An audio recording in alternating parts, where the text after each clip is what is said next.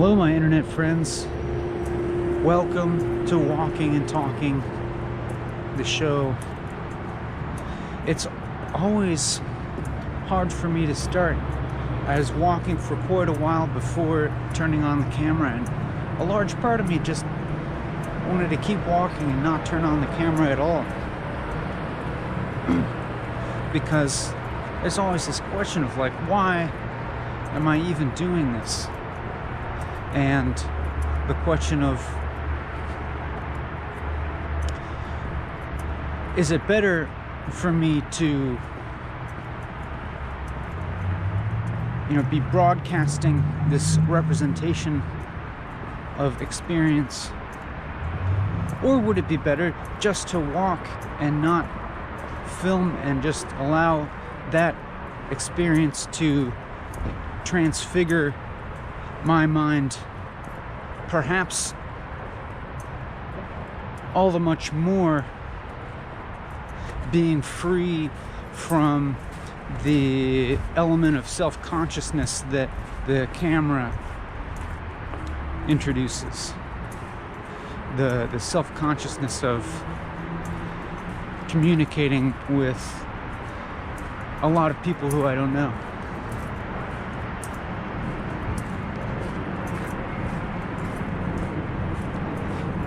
And in my mind, there's almost always, these intense discursive thoughts, often relating to, is it good what I'm doing? Is there something better I could be doing? That's always going on. I mean, not always, but quite often. And I never really come to any kind of conclusion.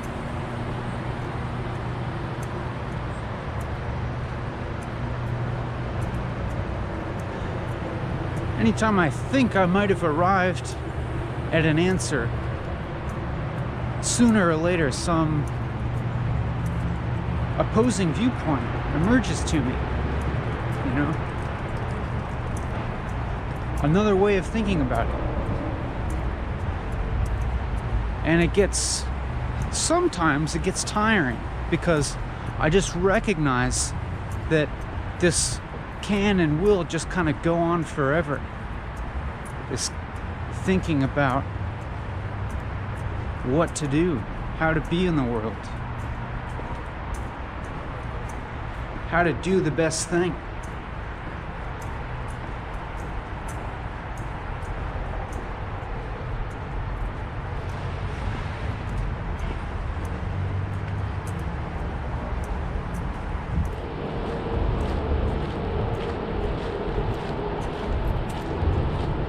So often what tends to happen is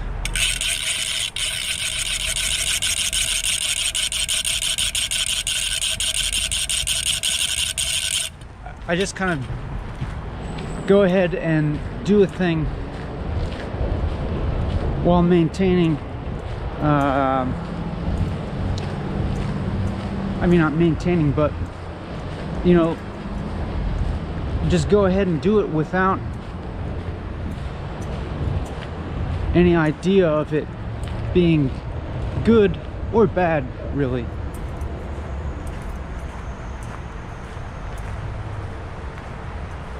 I mean, more often than not, I'm doing something with notions of how it might be bad or deleterious to general well-being.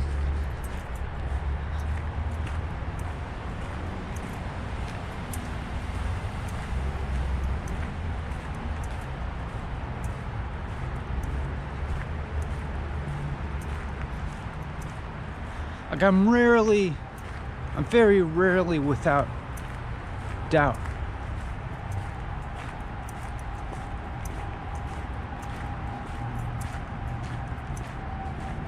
And even in the moments that I am without doubt, if I have something resembling confidence, that also sooner or later crumbles. Something comes up to shatter that.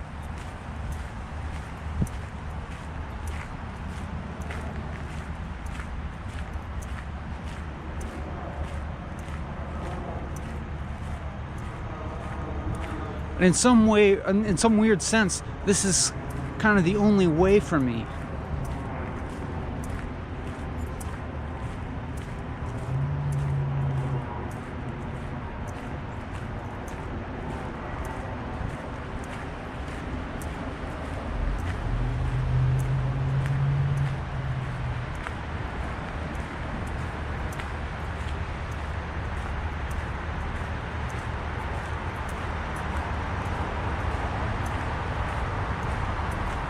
Like, as much failure as possible.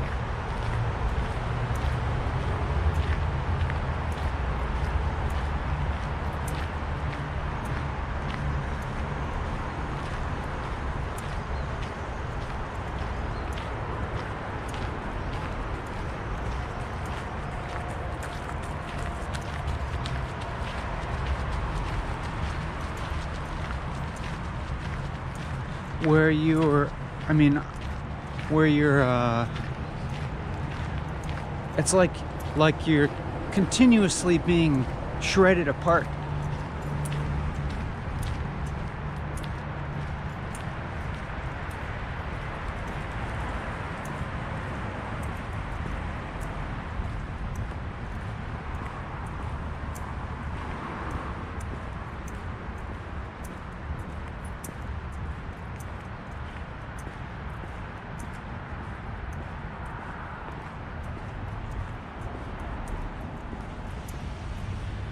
Being, really, in one sense, kind of vigilant against any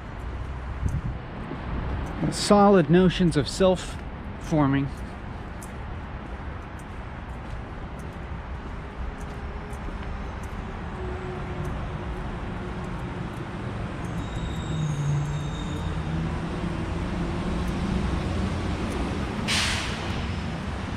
And I guess what I mean when I say solid notions of self-forming in this sense is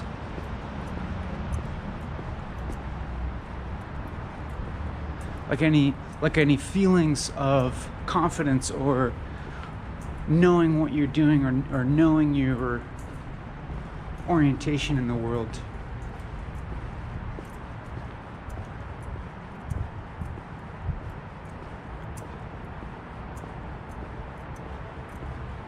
Because for me, even to the extent that things like that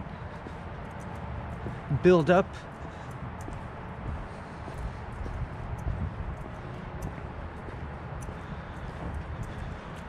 there's as much harm done as there is benefit.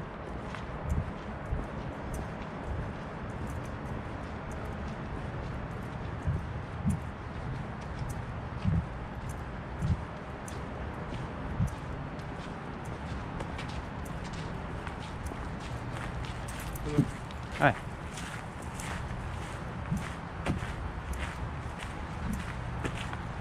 Even in each moment, actually.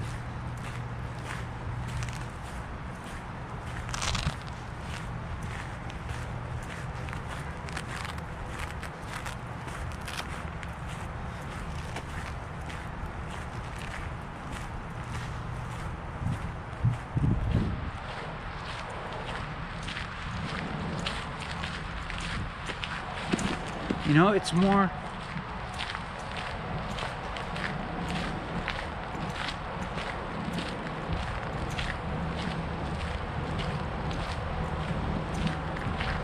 like just observing something happening.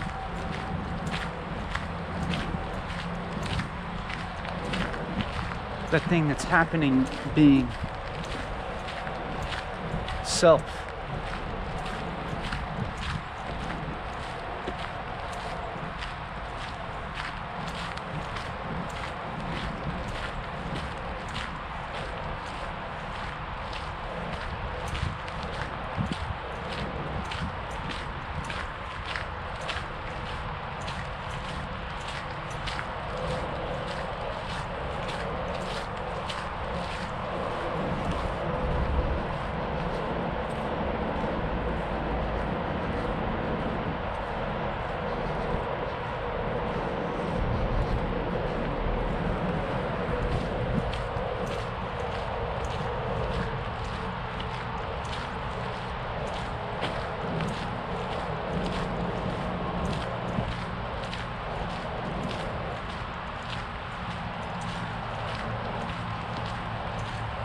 You know, self just being this process that's going along.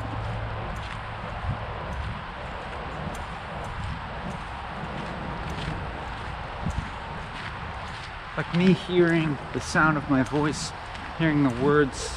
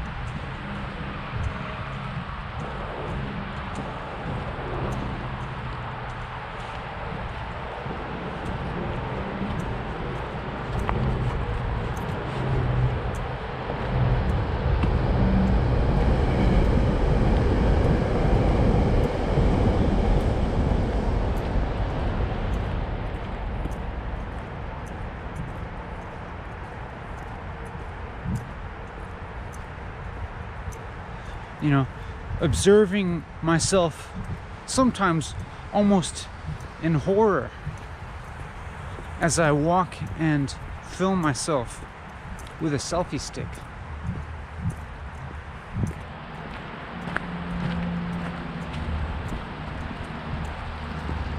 A wooden selfie stick.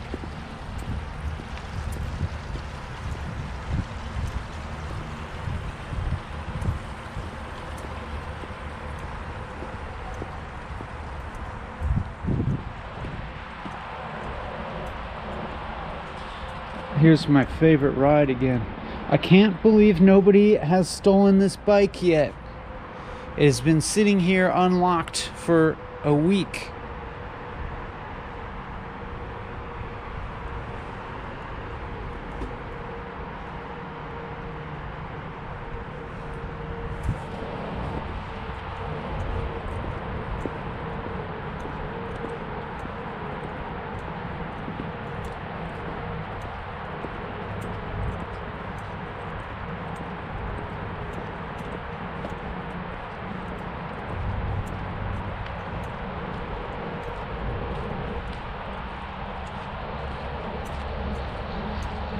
Thoughts flash through my mind about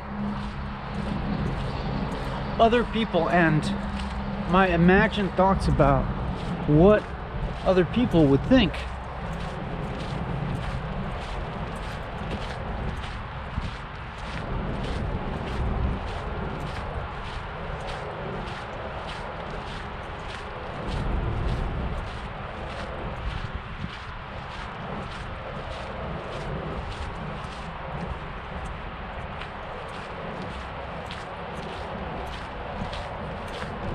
And that kind of thinking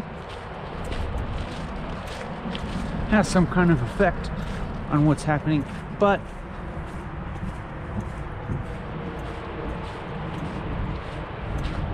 I can't bring myself to act in accordance with those thoughts, you know? I can't bring myself to consciously know that I'm acting in a way that I think the other people that I imagine would like. Maybe I am in some subconscious way. It's likely.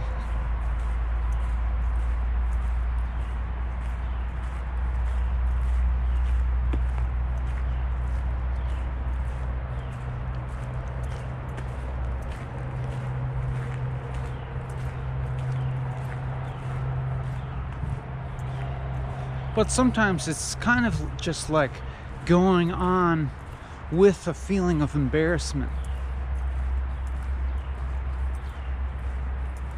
I think that feeling of embarrassment being one form of disidentification with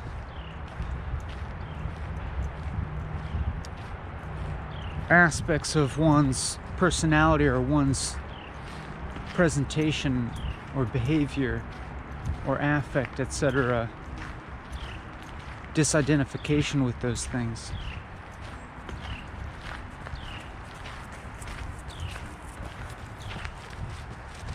Disavowal.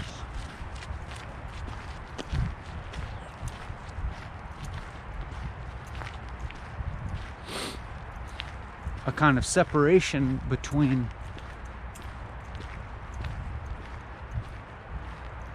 a separation from something that you previously were identified with as I, towards something else now that's identified with I, that sees something else that you thought you were and rejects it, or at least rejects it as being me, rejects it as being the self.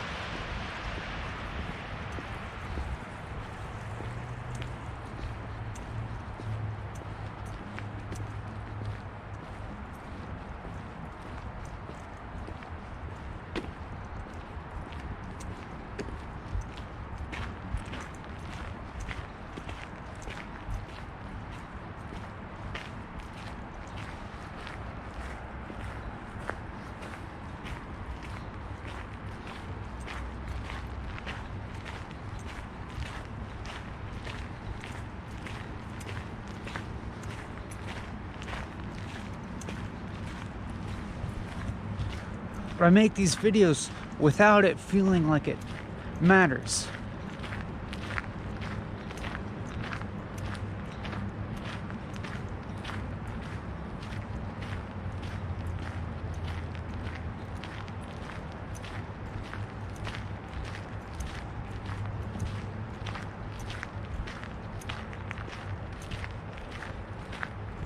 I can't hold on to any kind of notion that this is doing good, that this is beneficial.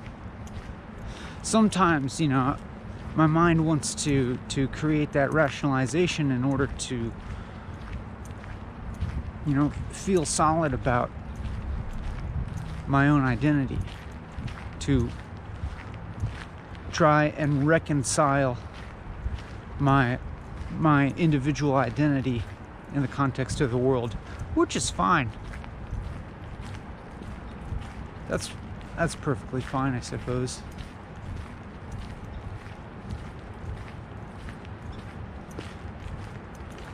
But then I can't resist but to, or let me put this another way. I can and seem to need to resist the notion of doing good as my modus operandi.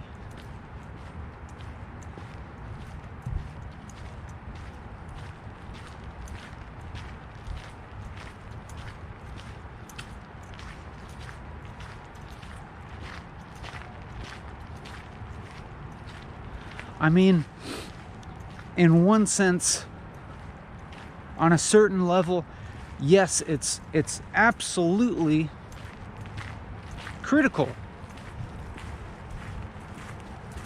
to act with moral integrity in the world. But for me, that's not the end-all, be-all, Like, reaching some point of being a good human in the world is not an ultimate goal of mine, but it's still very important nonetheless. But what it is more in service of something else.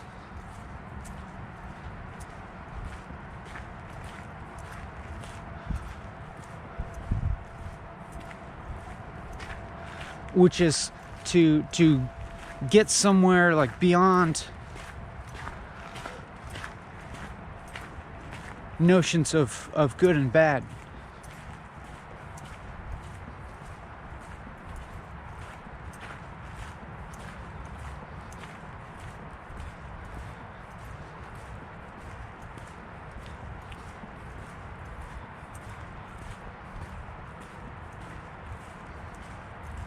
And even to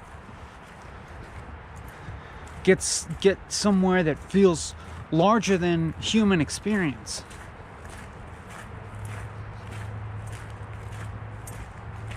Or to allow something larger than human experience to come through the human experience. And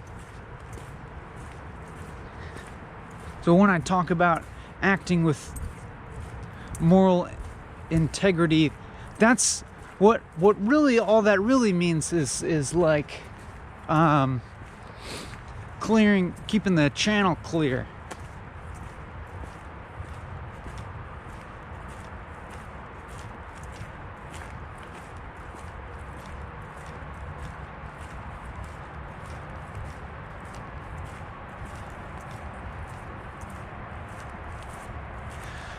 Or maybe what it really has to do with is just like not having any kind of illusions that there's any such thing as gain.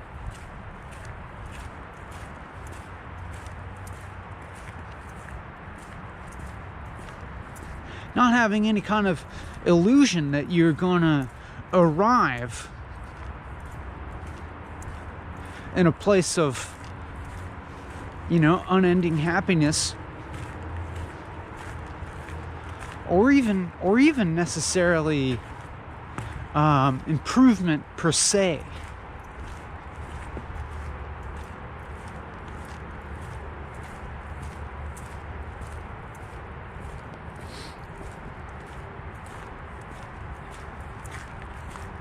Like in a relative sense, improvement is possible. Certain conditions, states of being,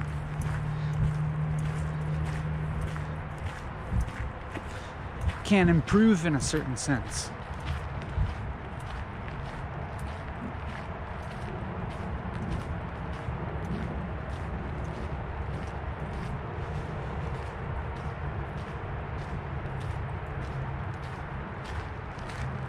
But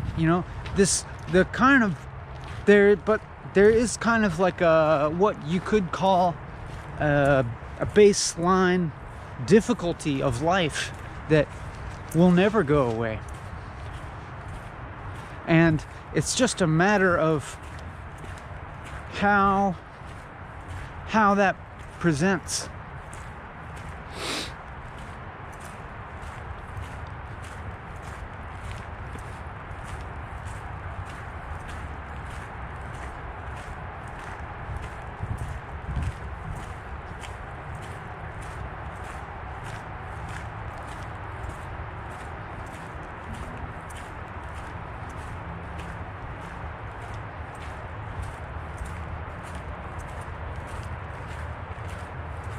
Like, what is the shape in which you experience that emptiness? It could take the form of a lack of something in your life, or the presence of something unwanted, which, you can sort of translate into a lack of something that you do want.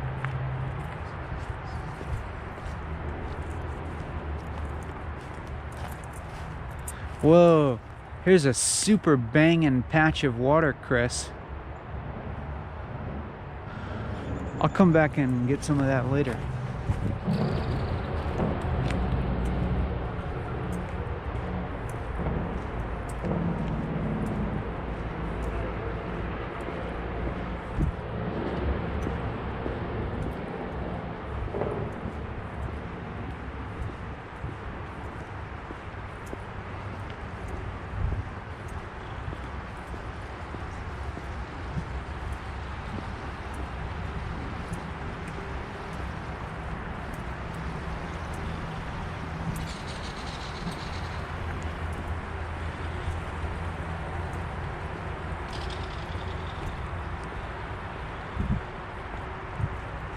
making these videos never stops being hard.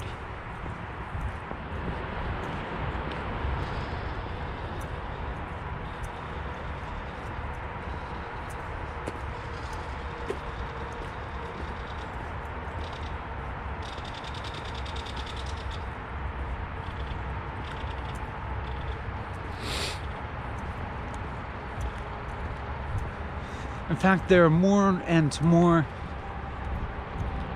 instances lately where I start making the walking and talking videos and I don't finish just because of where it goes. Having too negative of a judgment of it.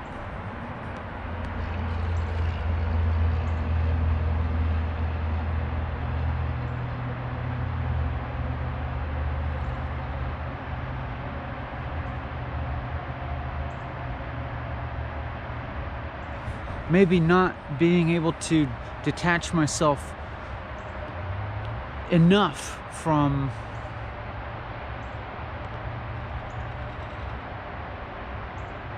certain, like internalized socially formed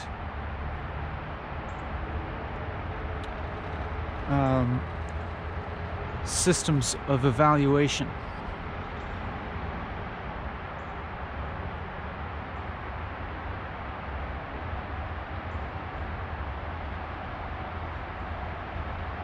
Like if I could just be more permissive of like doing something, of like breaking down emotionally or mentally in the videos. There's been some that are more like that in the past.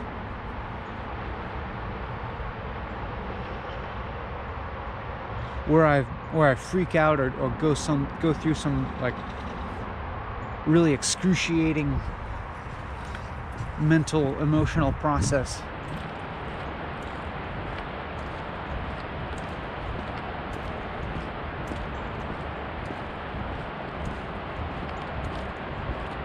And maybe I am not sure whether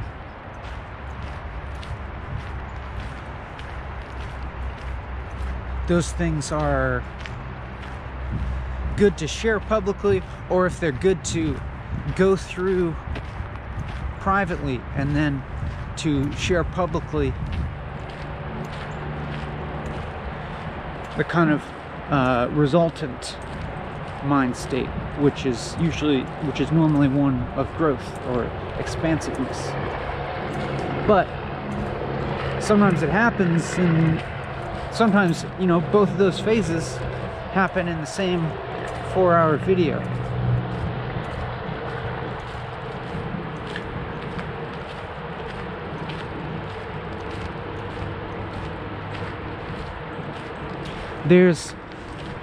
There's kind of a big dialogue within my own mind lately between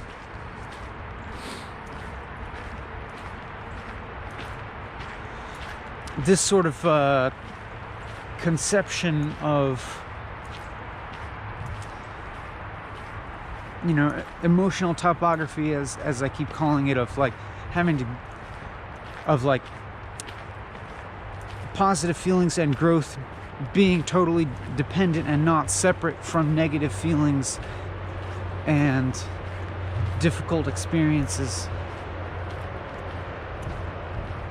So there's that view on one hand, and then there's this other view that's like a little bit more positivistic or optimistic, that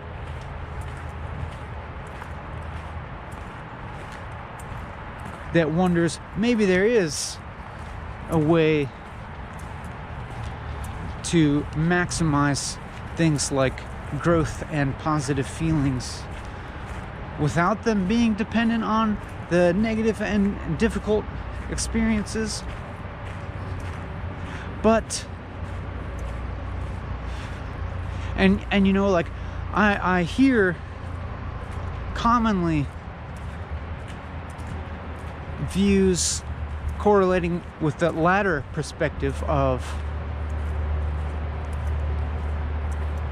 you know, everything could be more positive in your life.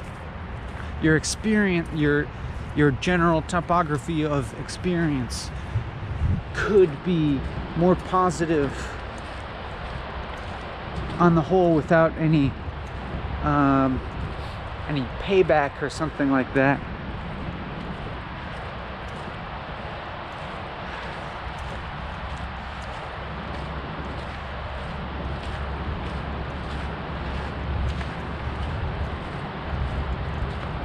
But I feel skeptical of this.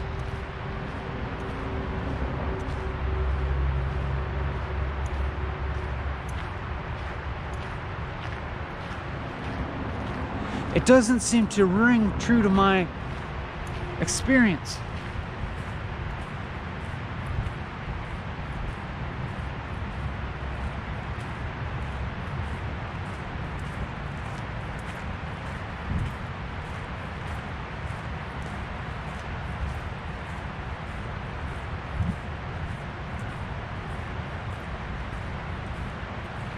But now I'm questioning. I don't know. Maybe it is, because right when I said that, right as I said those last words, that, you know, of expressing doubt about this positive, this optimistic view, that you could actually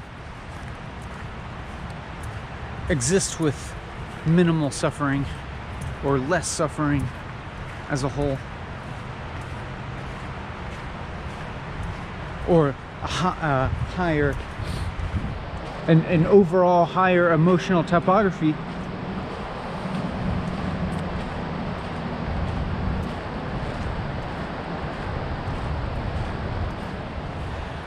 As I was expressing my doubt about that, something else happened.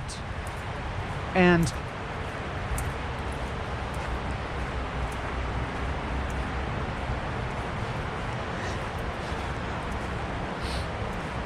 you could say that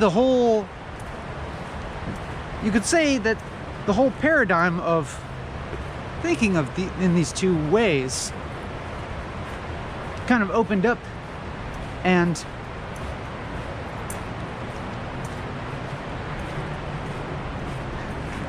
the distinction became meaningless to me.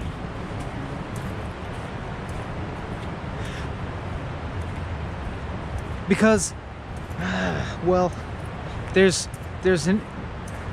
a vast array of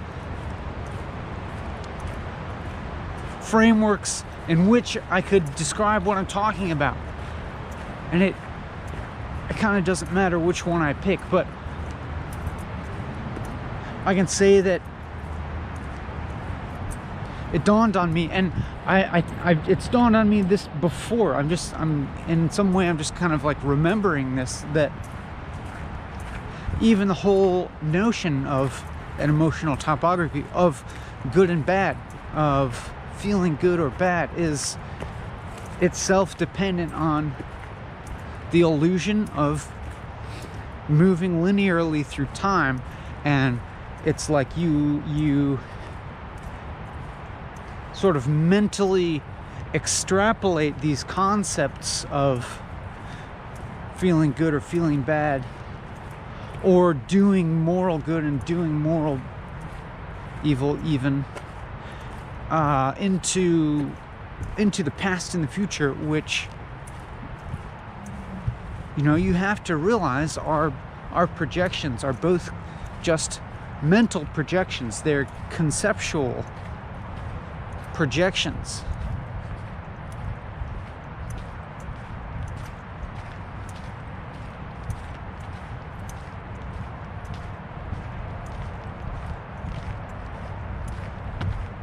And when you have this experience of there not being time as such,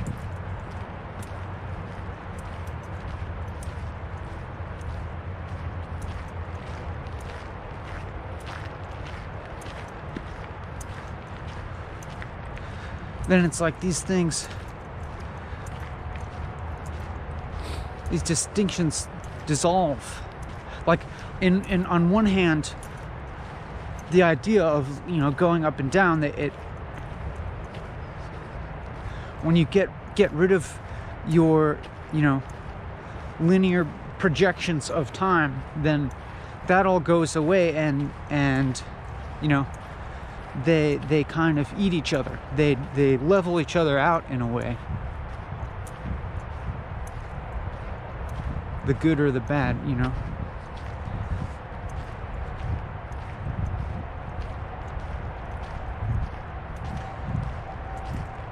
But paradoxically, that experience of having that dualism vanish into itself, you know, neutralize itself into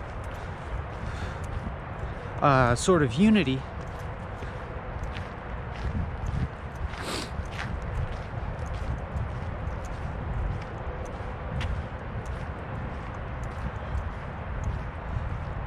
that experience itself is also some form of a disappearance of suffering.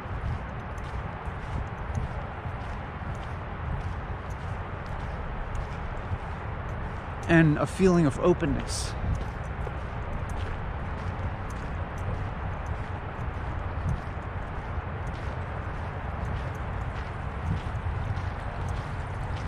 But I still have to wonder,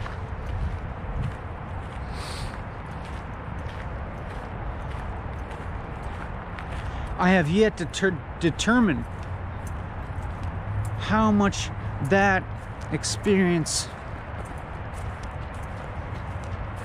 of transcending these dualities and having this feeling of openness is dependent on the opposite experience of thinking very dualistically and feeling this contractive experience of the self, this contractive notion of the self, of it's me here against the world, and I gotta struggle to make my life better and to make the world better, and bad things keep happening, and I'm gonna die eventually. Because I would be kind of lying. I would definitely be lying if I said I don't think that way quite often.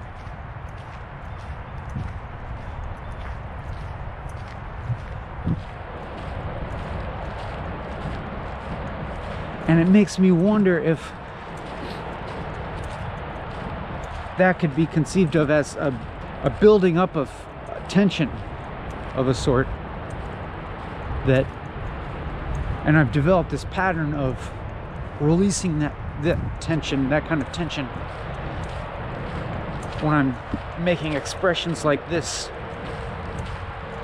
walking and talking.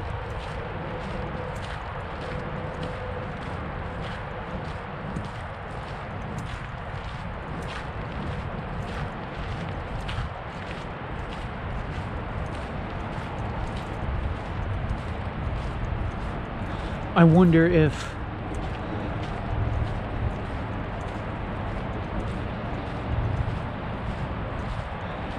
if I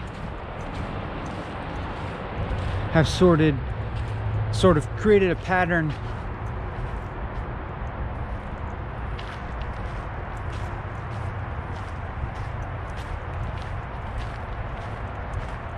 wherein I go through cycles of suffering off screen and then opening up on screen, just like a,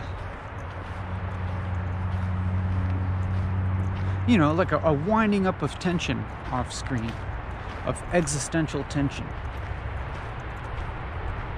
in order to, when I am interfacing with other people, with the rest of the world, you know. Am I presenting a limited view? It seems like, well, I mean, in a sense I always am. How could you not?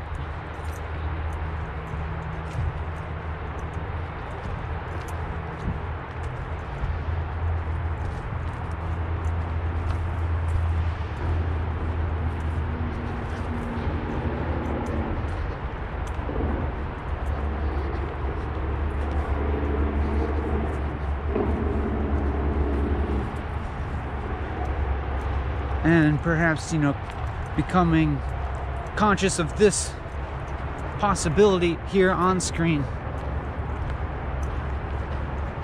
as one form, you know, is one way of like neutralizing that or negating it, but at the same time, all it does is kind of like turn the wheel and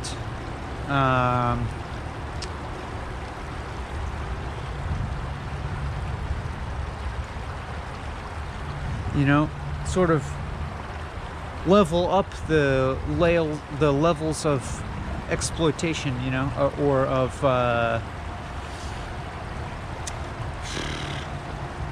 what's the clearest way to put this?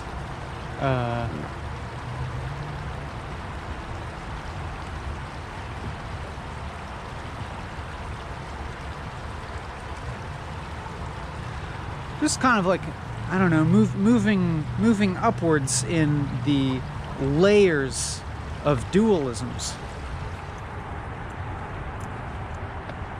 if that makes any sense.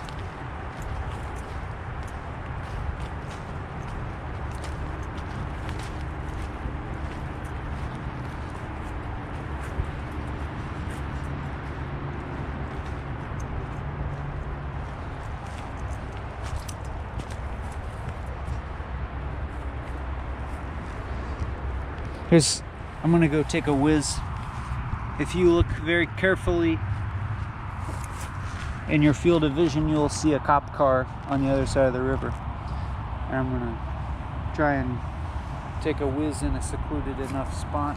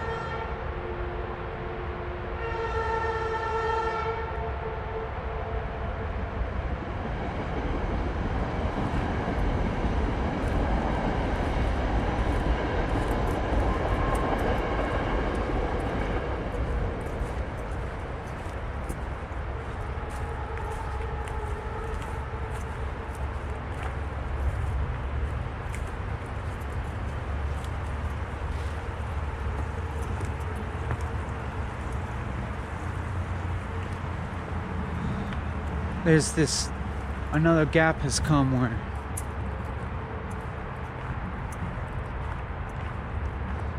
I don't know what to say. Lots of thoughts are running through my head, and I'm not sure which one to pick, and it just seems arbitrary because it is arbitrary.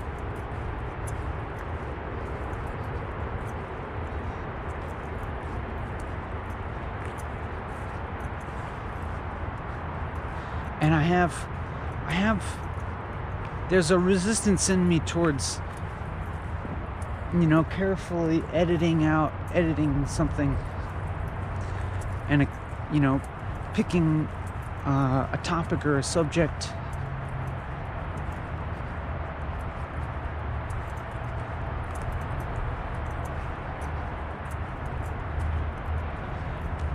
because anything that I could say ever just seems so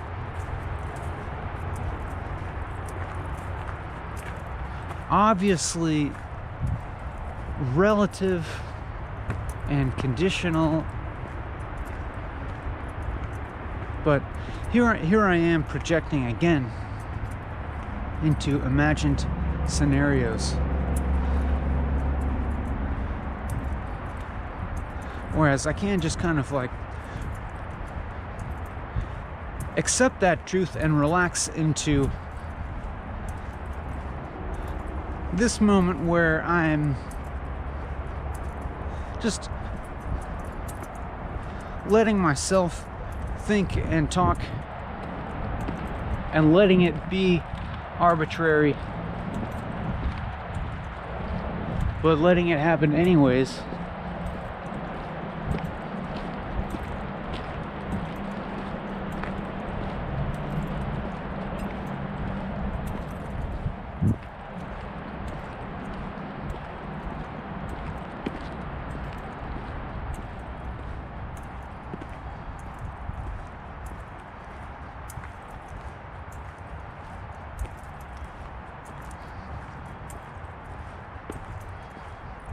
But making this video feels so arbitrary.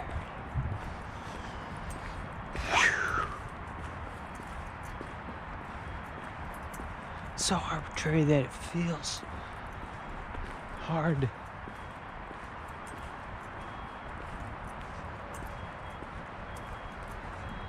Hard to maintain.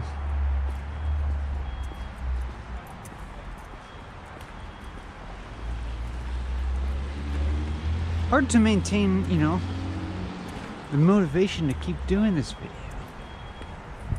Just to not question, like, why not just stop and let these thoughts exist without needing to broadcast them?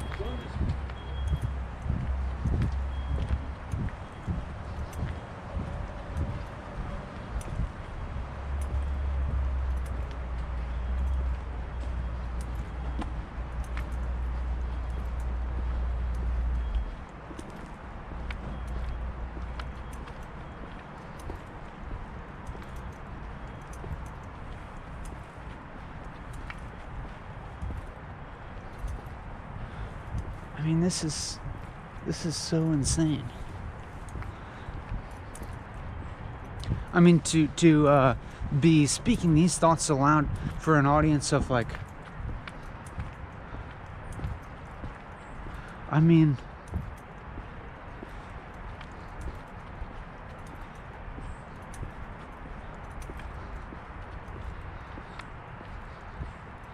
how can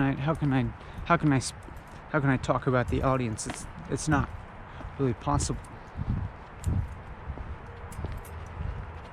It's you who I'm talking to.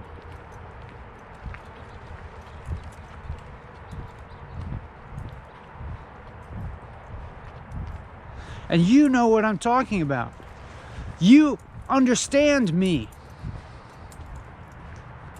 perfectly. You understand me perfectly. You know exactly what I'm talking about.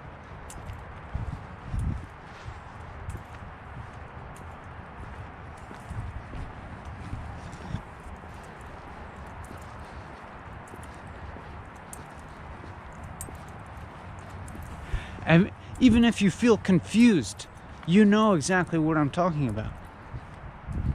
Even if you feel confused right now,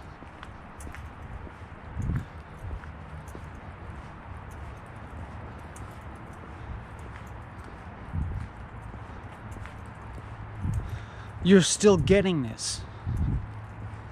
You're still getting it.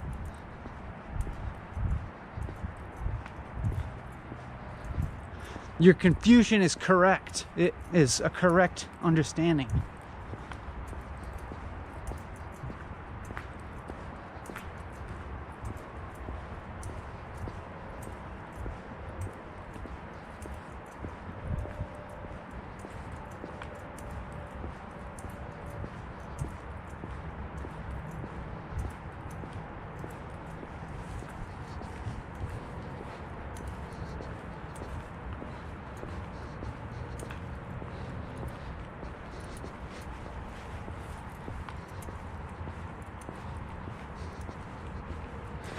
But how are you right now?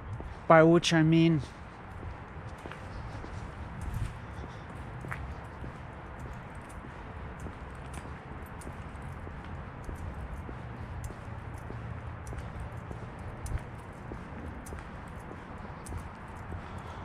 just what is your experience like right now?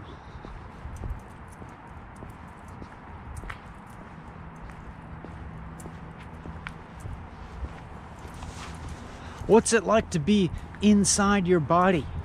What are the feelings? What are the sensations coming from your body?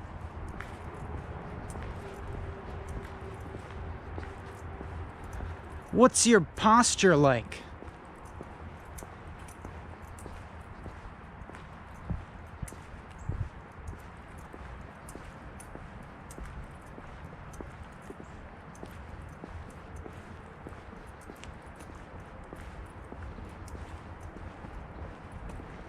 What muscles are tensed?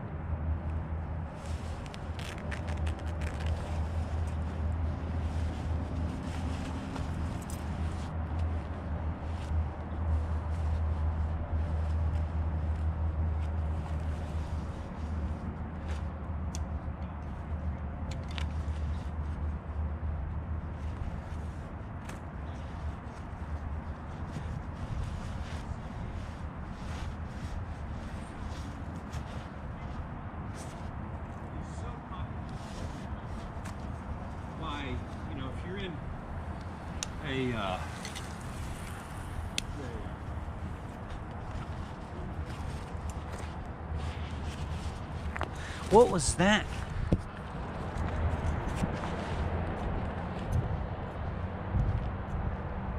I was outside the spell for a second. I was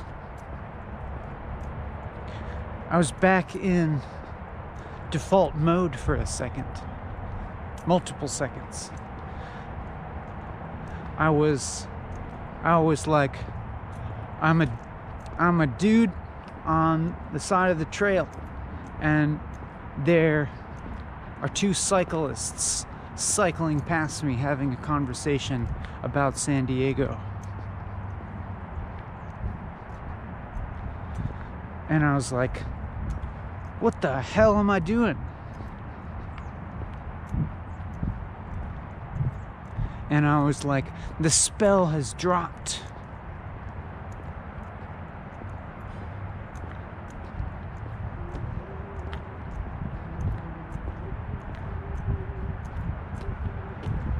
I let the tension drop.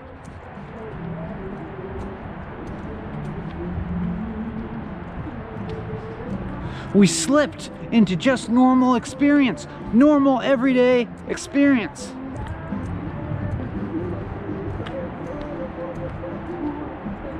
But now, look, we're back. We're back under the spell. Exalted experience. Listen to the conviction in my voice. Listen to it as evidence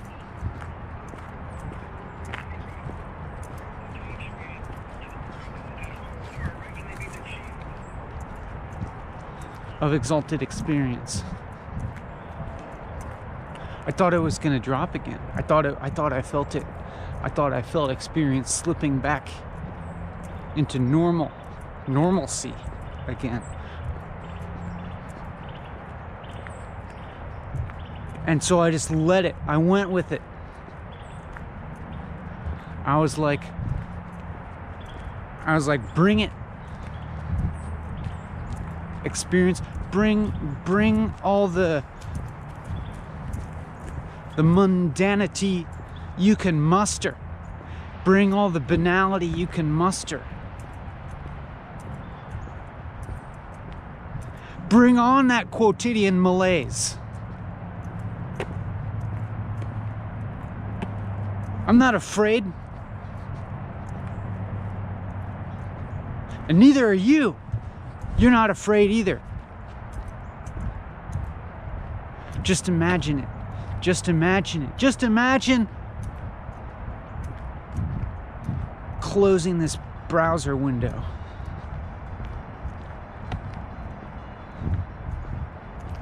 Just imagine it. Turning off the computer. Just imagine it. A mid-video ad appearing right now.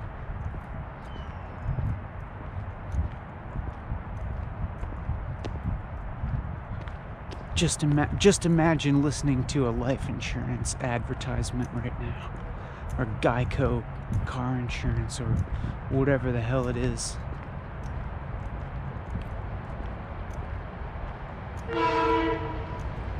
You can handle it.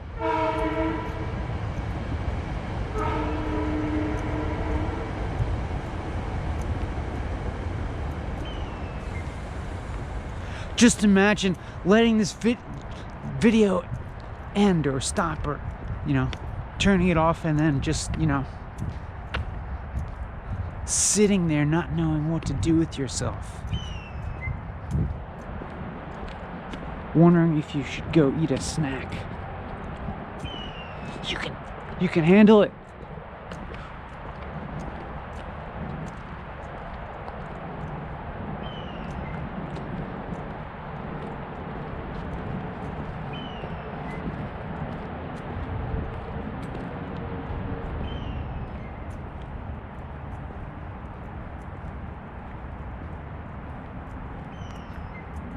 Don't be afraid of the spell breaking.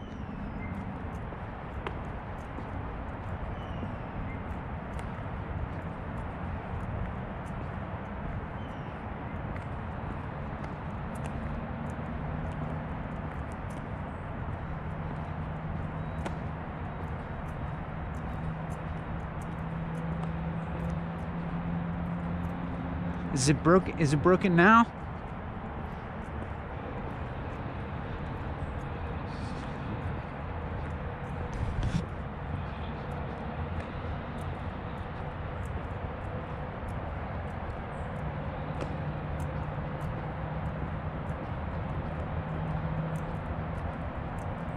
Just imagine days of your life going by just like today. Just imagine days and days just like this going by over and over again.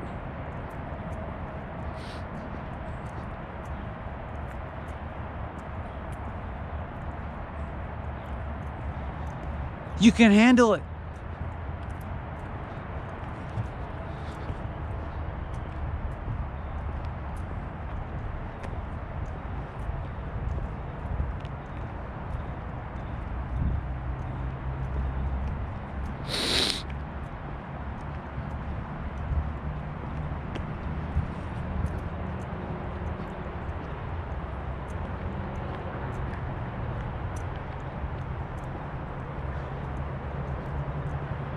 nothing coming to save you.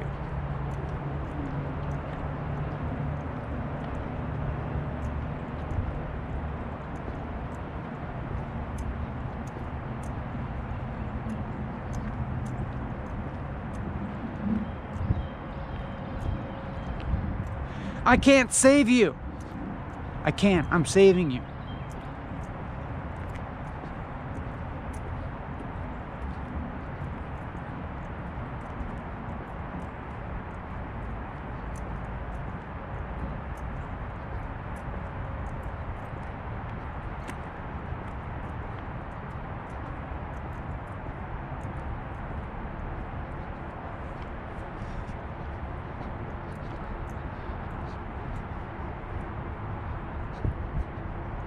Just imagine watching, walking and talking for hours and hours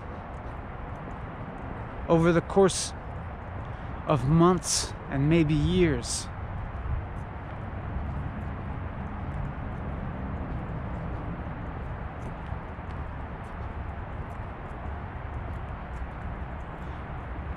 Just think of it. Just think of watching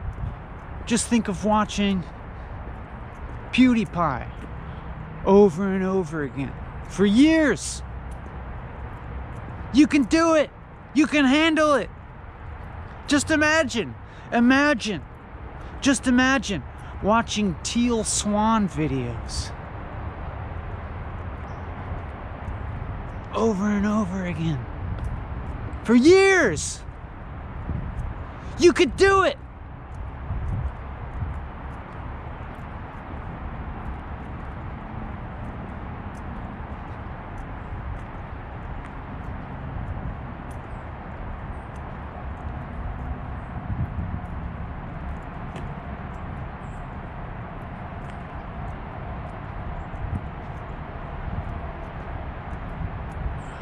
Always improving yourself. Never.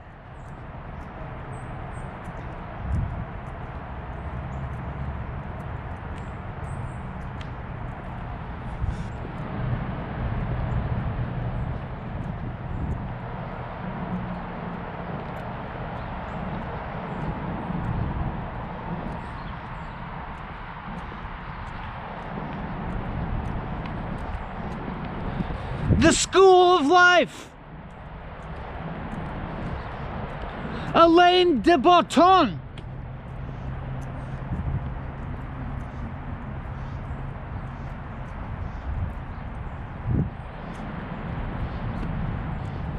Reframing your thinking in a less painful way. Day after day after day. Forever.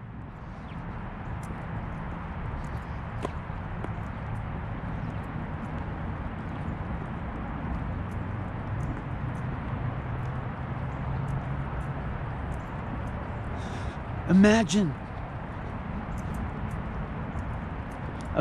watching me get older and older, and my cognitive functions deteriorating.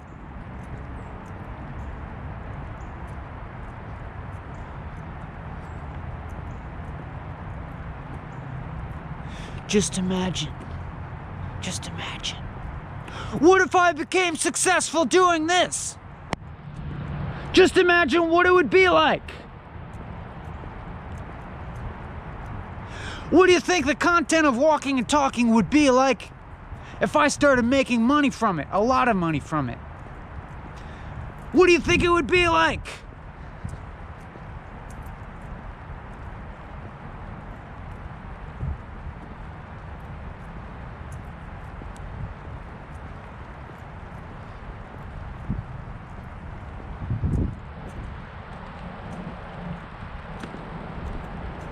Just imagine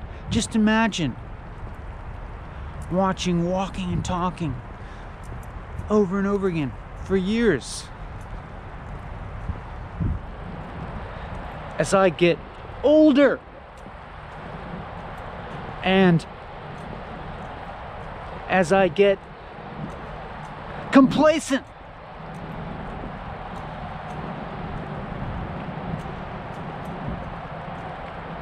can I just relax into one or another of recognized YouTube roles?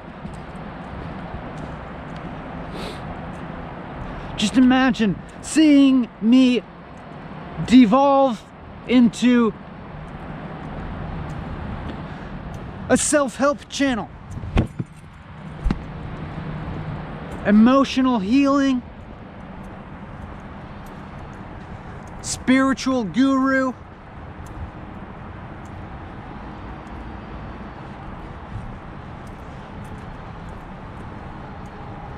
taking my Patreon check,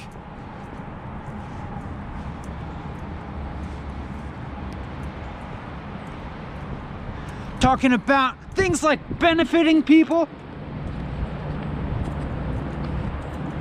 Just imagine what that would be like. You can handle it.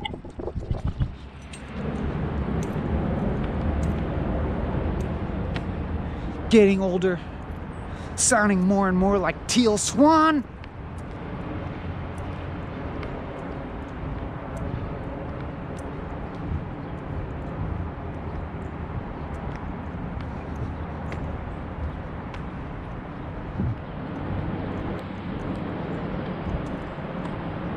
Or maybe I go in this other direction.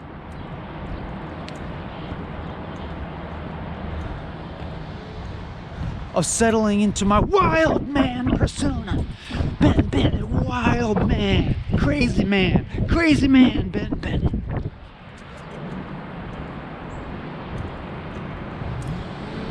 And I do that every time. Just imagine that. Watching it over and over again. Hours and hours. Days and weeks and months and years.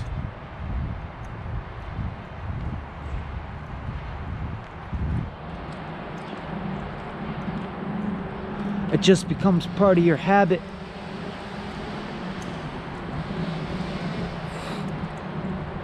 You're always opening up YouTube and being like, where's the new Ben Bennett video? I need my daily dose of wild man Ben Bennett.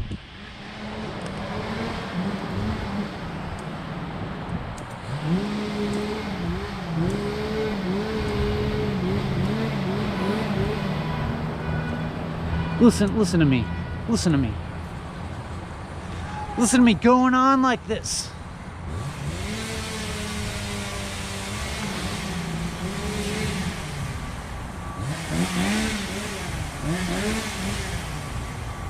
It seems like an identifiable energy level has developed.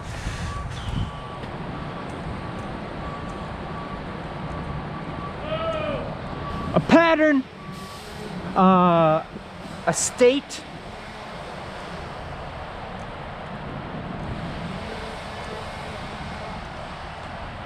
of physiological arousal.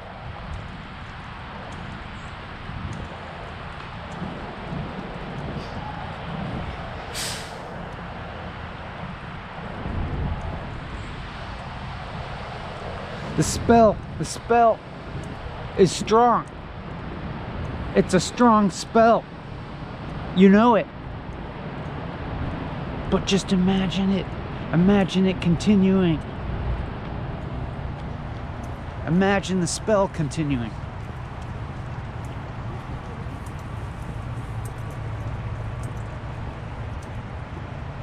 Imagine me going on like this for a couple more hours. Imagine yourself watching YouTube. Imagine yourself watching Walking and Talking.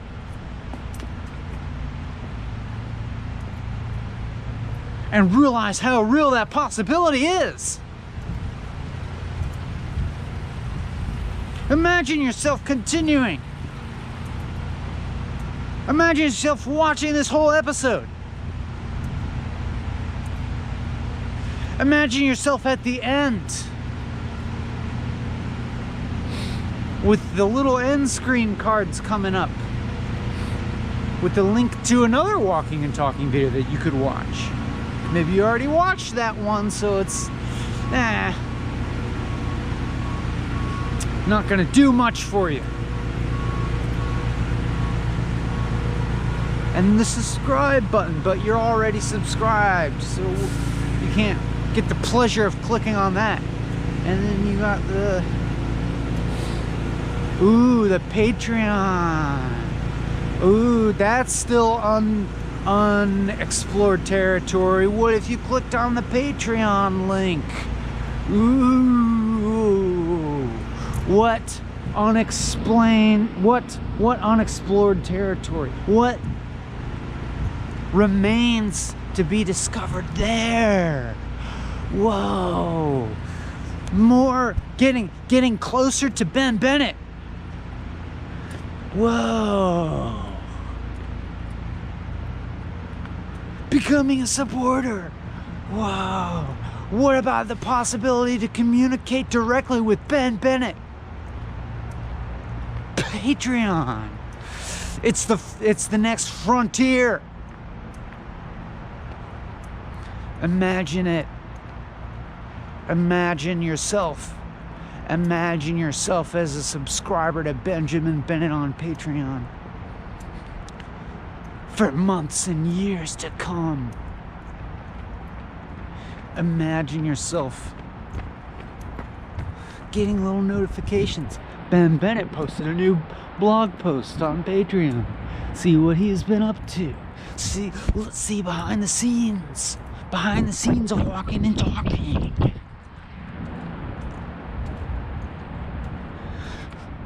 Ben Bennett writing from his true self, his real self, behind the persona, beneath the mask, the real unmask Ben Bennett. Discover the true Ben Bennett. Imagine it. What would it be like? What's he really like? What's he really like as a guy?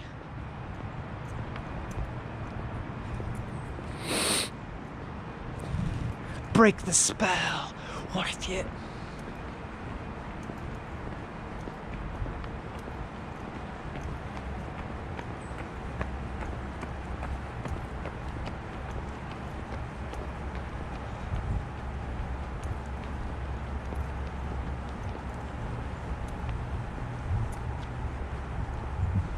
The spell, it might be the only way to break this. No.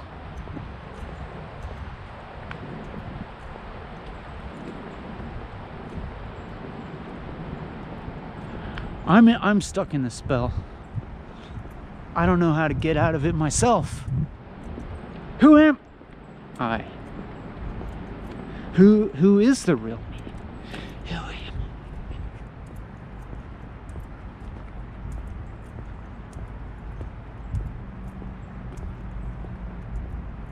Is this who I am?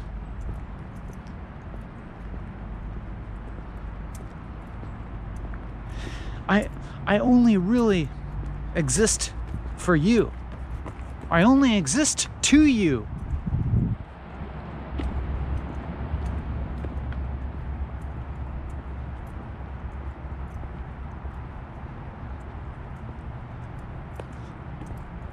It's you who are casting the spell. It's you who are making me exist.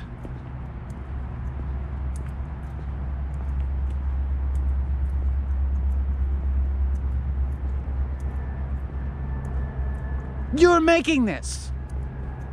You're making this happen. You could stop it. You could stop this from happening. You could stop it.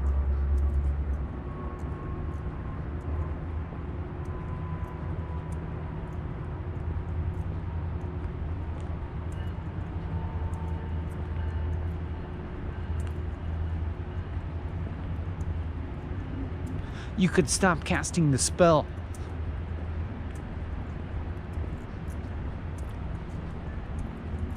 Imagine it.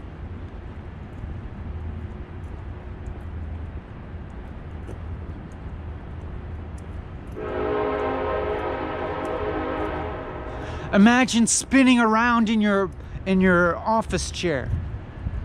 Your swiveling chair. Imagine swiveling around.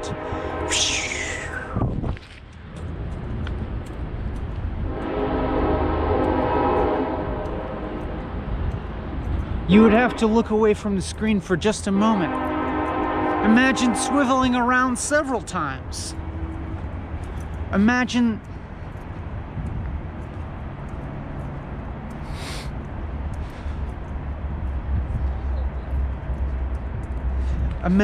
standing up and turning around in several circles, making several revolutions.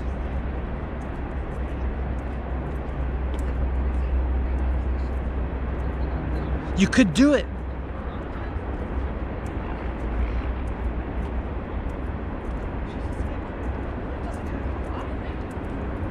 Or you could also just imagine it.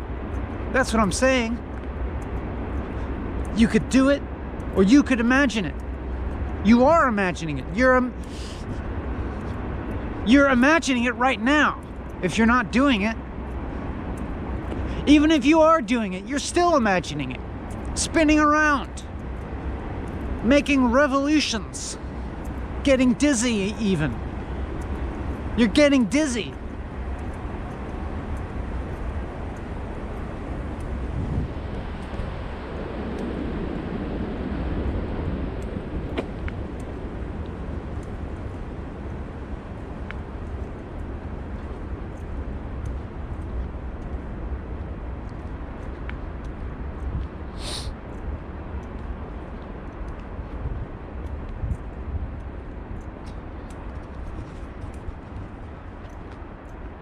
It's exhilarating.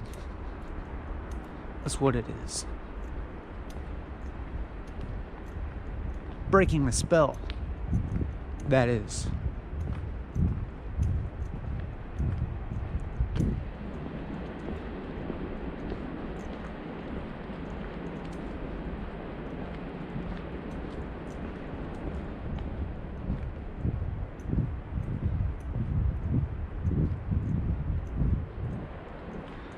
Opening up your fridge and just staring at everything for a while, and then closing the door. You don't even have to do it, just imagine it. Just imagine opening up the fridge, staring at everything for a while, closing the door, having the thought, I just damaged the environment a little bit.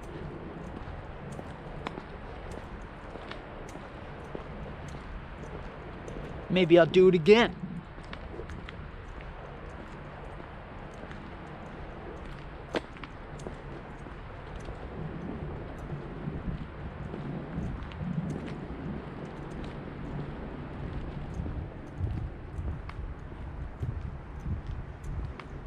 Flicking on the light switch, flicking it off.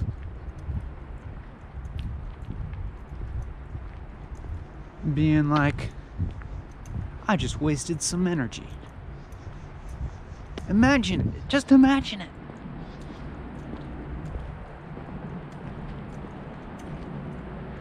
Imagine yourself wasting all kinds of energy.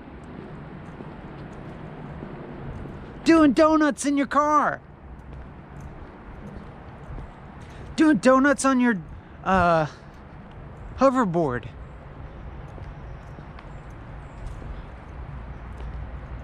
On your Segway, just going back and forth on your Segway, just back and forth, hours. Maybe a little 3-foot section, forward 3 feet, backwards 3 feet, forwards 3 feet, backwards 3 feet, Segway, hours. You could do it. Break the spell.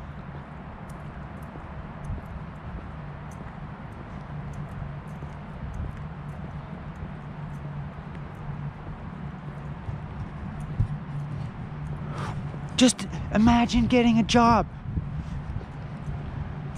And here, for instance, What if you worked here?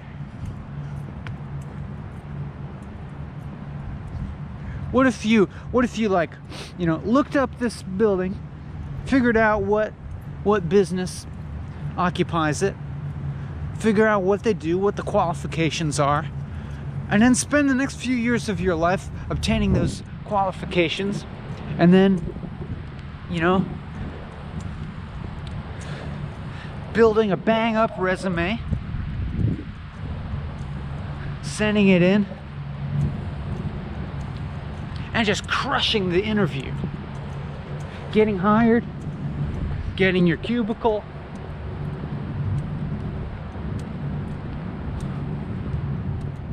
working more or less diligently, you know, doing what's required, being pleasant to your coworkers and your superiors.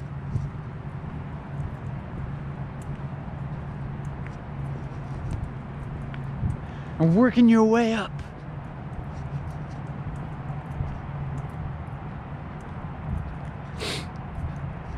Getting into middle management. You could do it. And then you bring your Segway in. And in the hallway, you just go back and forth. In the hallway outside your office, in view of everybody, on your Segway, forward and backward, forward and backward, forward and backwards. Hours, all day.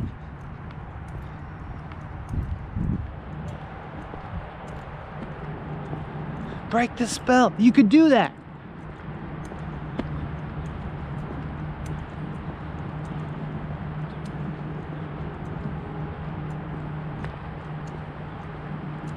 And imagine doing the same thing while also having kids, being a parent. Segway, back and forth, back and forth. Mommy's busy.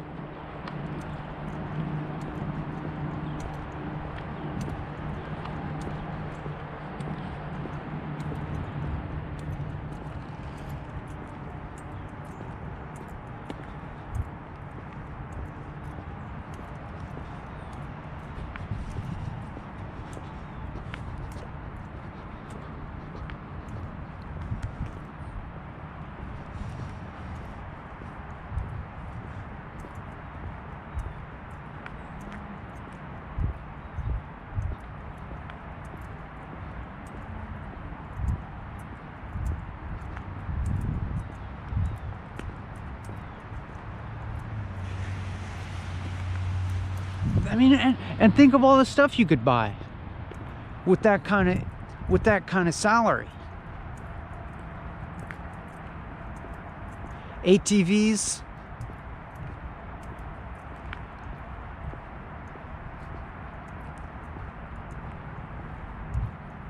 more Segways,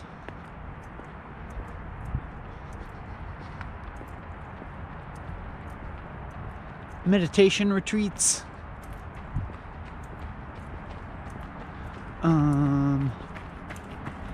wilderness survival excursions,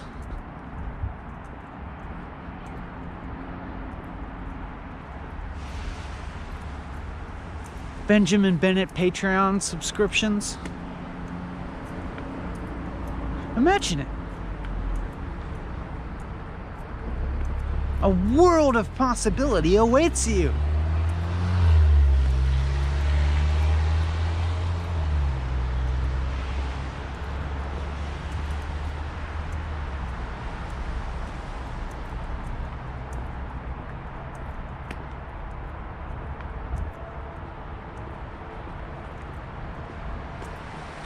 But it's one step at a time. One step at a time. But first things first, spin around in your chair.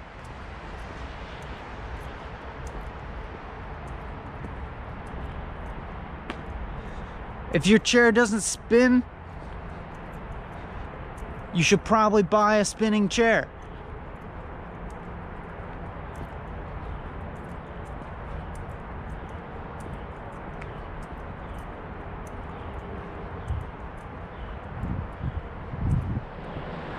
Go to Amazon.com right now and order yourself a swiveling office chair.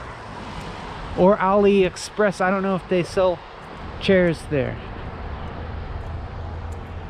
You know, shipped from China. I don't know if I don't know if AliExpress ships office chairs from China.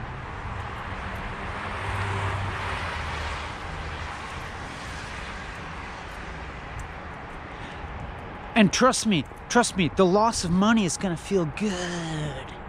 You know, the pain of parting with that money, you know, for whatever the third cheapest office chair that you see that has, like, you know, at least 4 stars.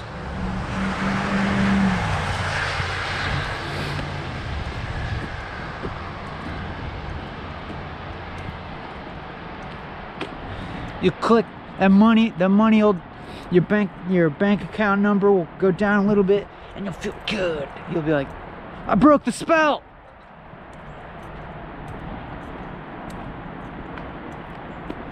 I'm gonna be spinning around in no time.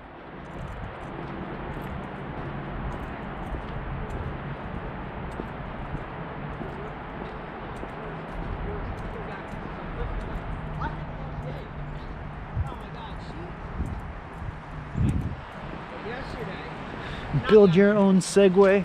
Wednesday night. Just, you know, out of stuff you got laying around. You can do it.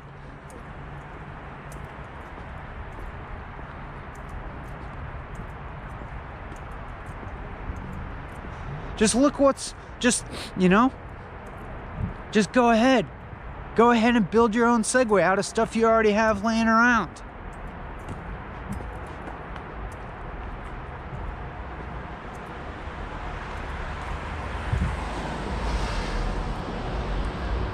And sell it on Craigslist.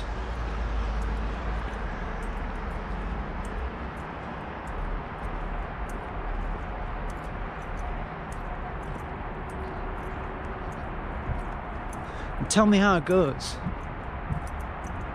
Send me a picture. Send me a picture of your homemade Segway. And I'll post it in the community section of my YouTube channel.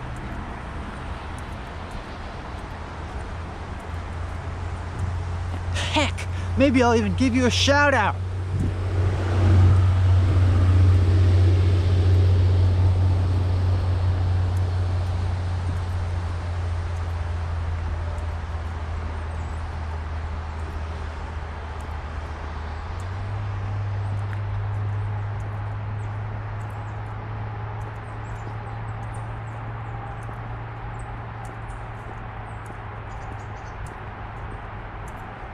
Activities.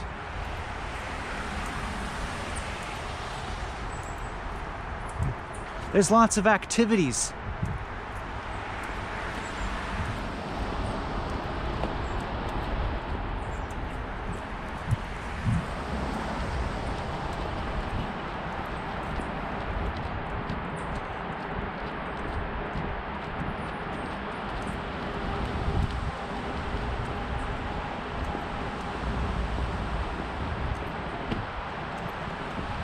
There's lots of activities.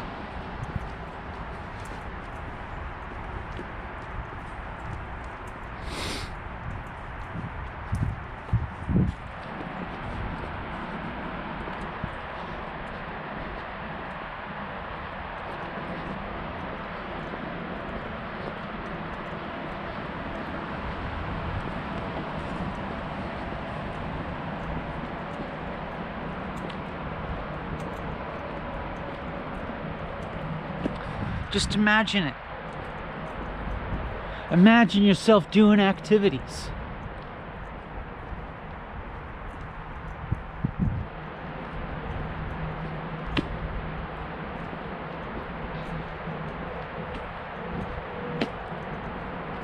Like holding your laptop in front of your face while you spin around in the chair.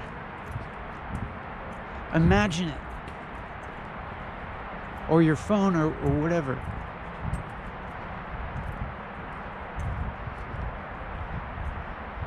putting the chair outside.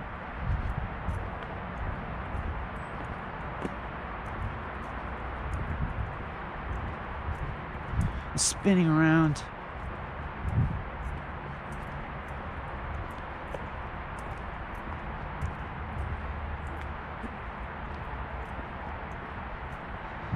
Spinning around and doing your night school homework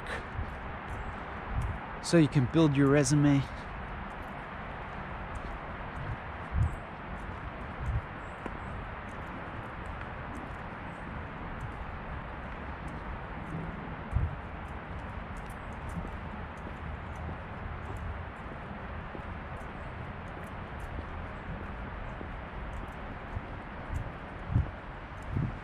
There's lots of activities.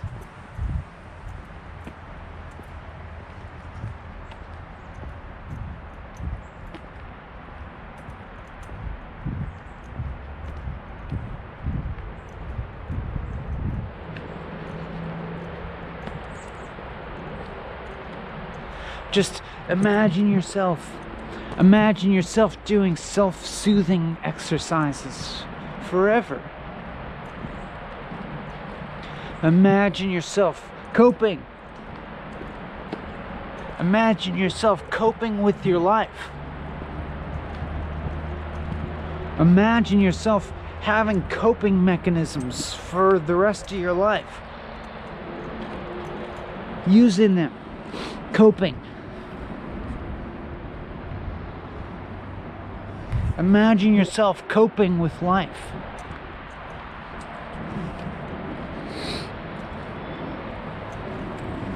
Let's try it. Let's try it now. Coping.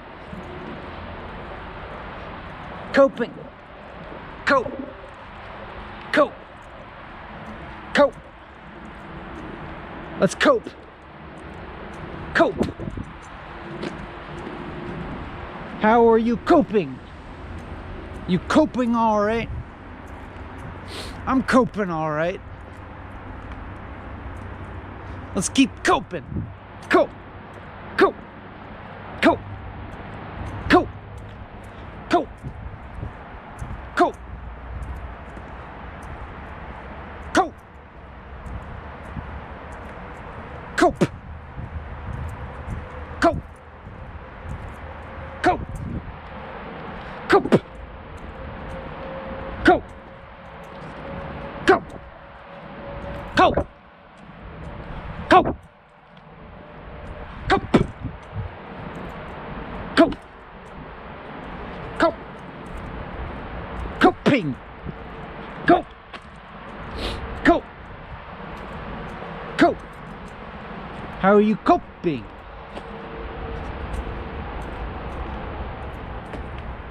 Cope. Cope.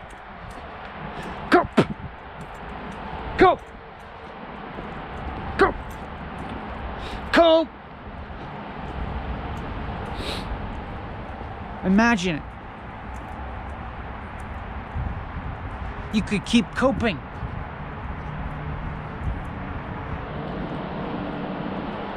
For a long time.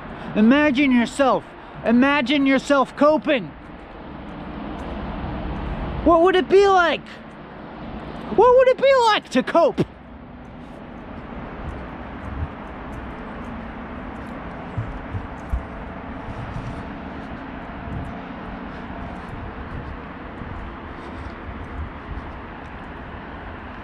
There's lots of activities.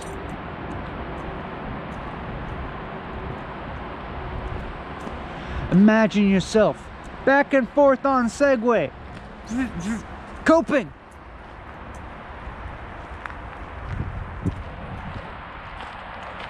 This is how I cope.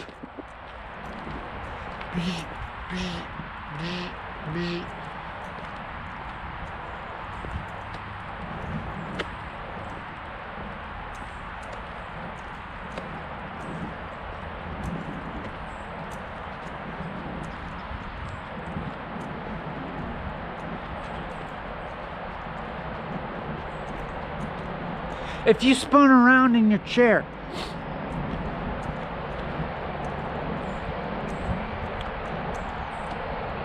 for the same amount of time every single day, it would be a spiritual practice. If you stayed committed to spinning around in your chair daily for years,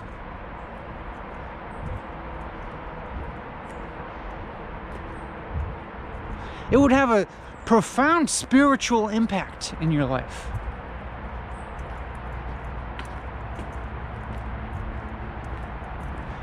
If you kept doing it every day around the same time, in the morning, 20 minutes, 30 minutes, an hour, 4 hours.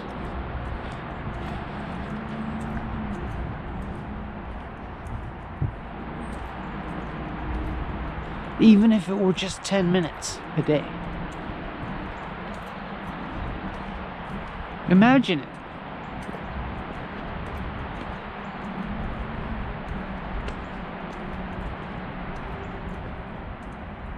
It would be your rock.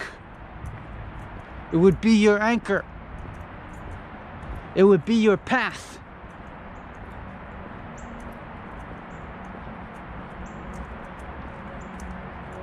Your path of awakening. Spinning. Revolving.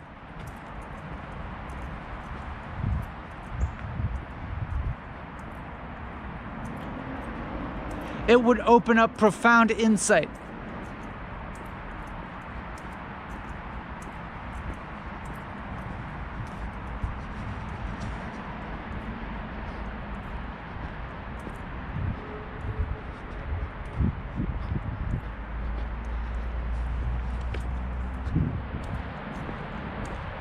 Try it. Try spinning right now. Try spinning right now.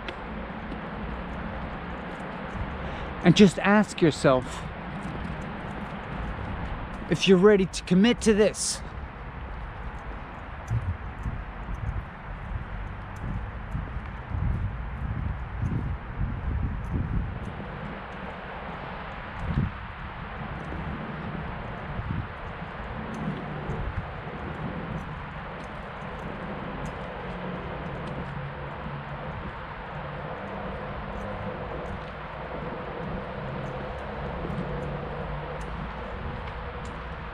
Break the spell.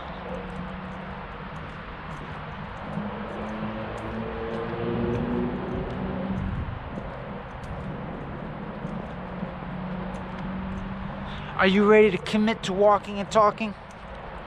Are you ready to commit to Benjamin Bennett?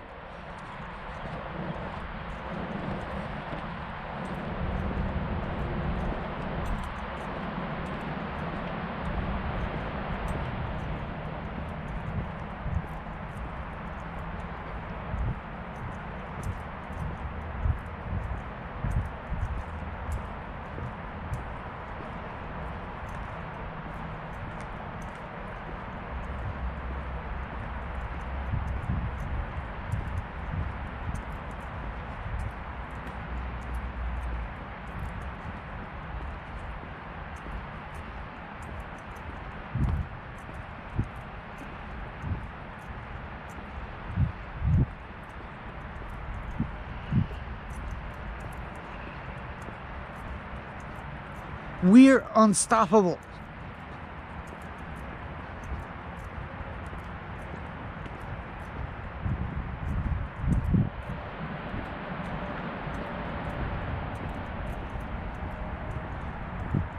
The spell is perpetually breaking.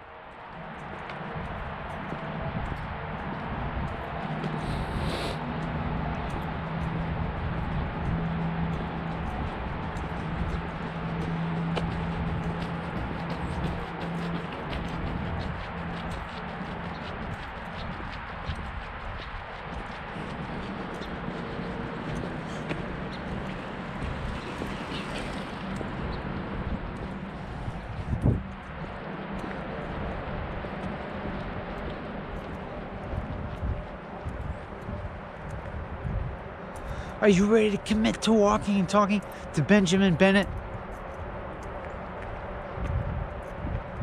Imagine watching every single video in your up next sidebar.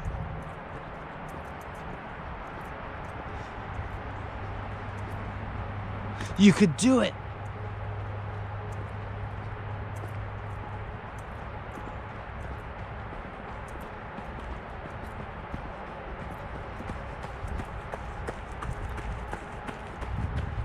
It would be a form of connecting with the world.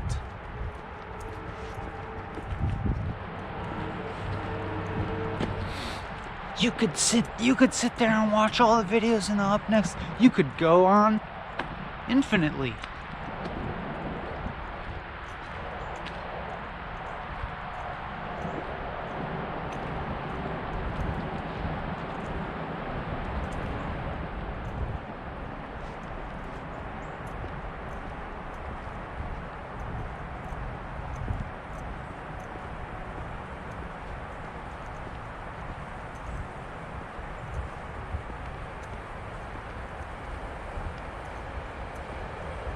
Imagine yourself starting a YouTube channel where you do something over and over again,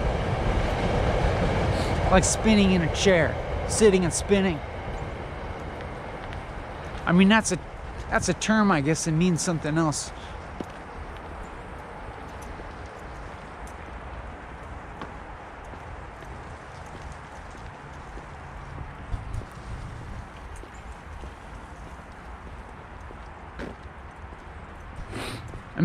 Imagine yourself going through all the doubts of spinning, you know, like, should I really be doing this? You know, YouTube channel or not, just, you know, spinning.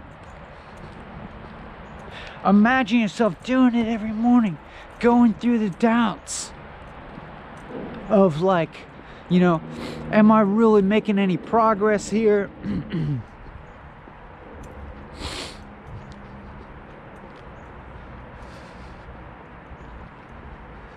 Like, I'm not sure if what's happening here is, like, good or bad while I'm spinning in my chair.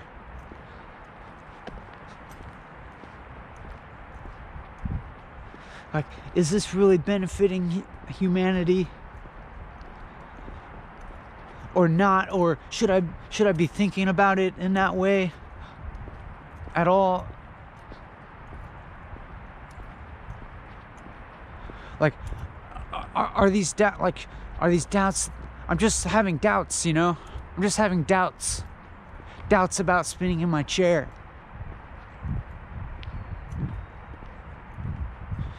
And then working through those doubts and keeping going on, continuing every day.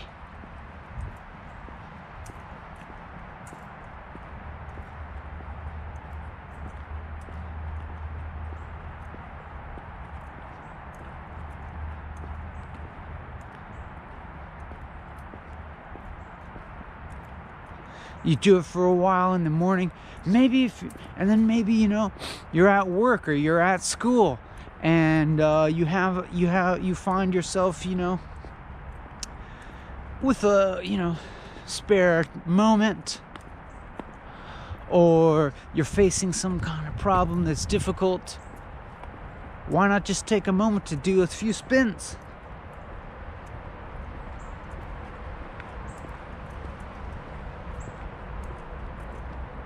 It'll connect you back to the core of your practice.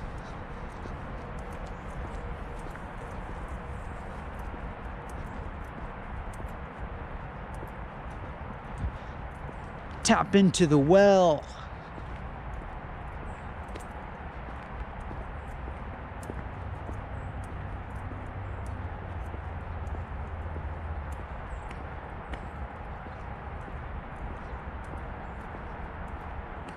And you might ask yourself, you know, like,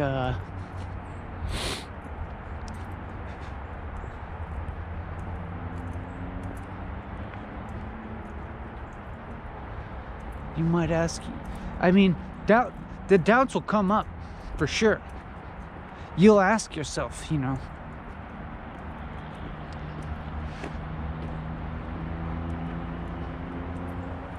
where am I going with this? The spinning. But it'll change your life.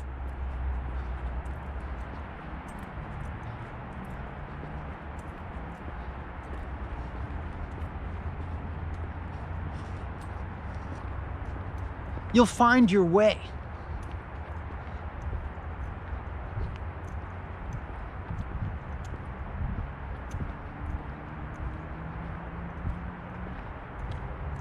Whether it's spinning on your chair or whether it's going back and forth on your Segway.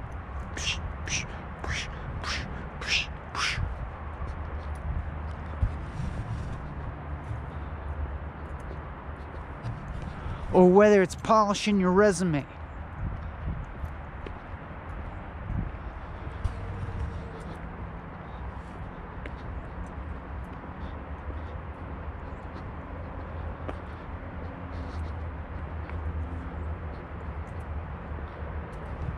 Editing your resume every day for 10 minutes. Every day, get up in the morning, edit resume, 10 minutes, 20 minutes, an hour, 4 hours, whatever. As long as it's consistent every day, go on for a few years.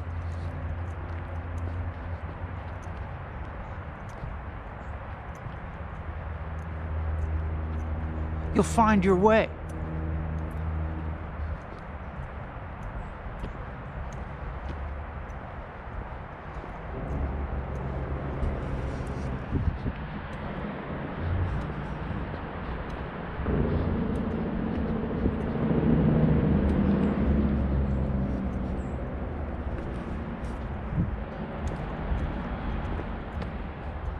The path will reveal itself.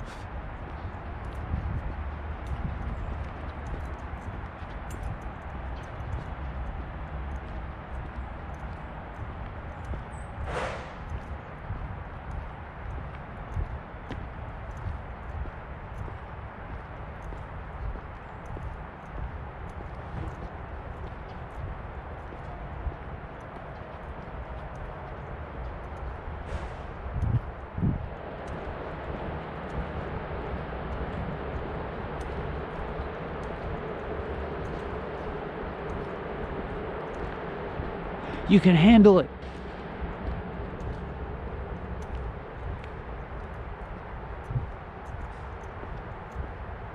You can handle it.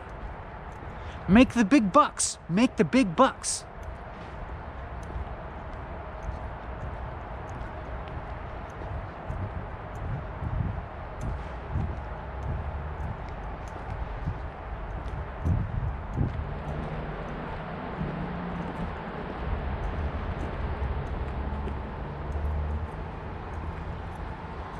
And break the spell.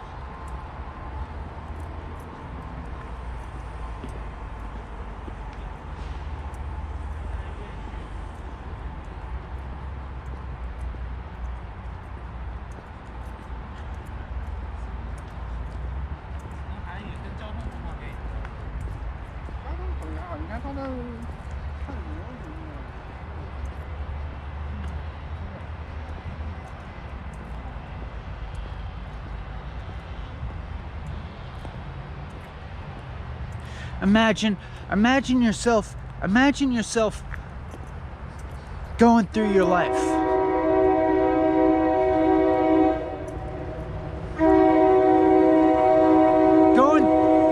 Just going through your life like normal.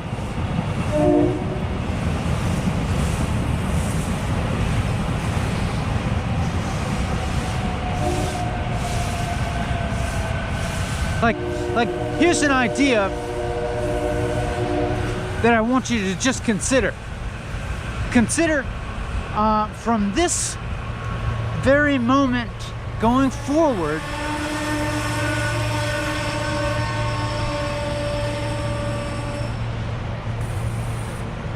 what if you just live life how you normally would. Like, you know, do the things that you would otherwise do, even if you hadn't, you know, whether you had seen this video or not, but it doesn't matter because you have seen this video, so it's like that means that walking and talking is something you wouldn't normally do, even if this is the only one you've seen. You know, maybe you just see this one. Maybe that's you know, the form of your life, is that you just happen to see this part of this walking and talking episode. But then, you know, going forward from here on out, you just kind of like go through life as normal. You know, you be who you are, you do the things you do, and then like when you have interactions with other people,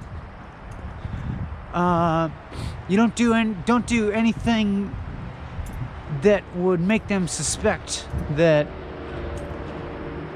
you're doing anything other than just being your normal self and living your life normally, you know. And even if that entails, you know, some amount of abnormality, which it does, you know, your character traits, you know, whatever. Maybe you're a little eccentric or idiosyncratic in certain ways, you know. Just you know, continue to exhibit those characteristics just like you would. Just try it. Imagine yourself doing that. Imagine yourself living your life as normal. You could do it. You could do it. Imagine what that would be like the rest of your life. Imagine just like living the rest of your life normally. And even when I say normally, that like entails, you know, everything that you recognize as an aspect of your life.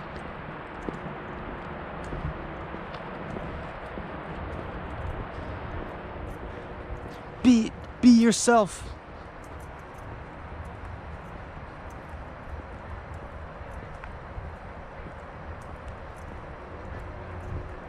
Present, you know, have a social, you know, exterior presentation. Have an interior subjective experience. Just try it. Try it. Try just like continuing to have your subjective experience. Like, here I am. Being me, living my life, going through my days. This is me. This is me. That's the world. I'm just going through. I'm just living. Every day. And do that every day. You know? All day, every day. It's quite possible. It's easier than you might think. It might be challenging at times, but to the extent that it's challenging, it'll also bring you great reward.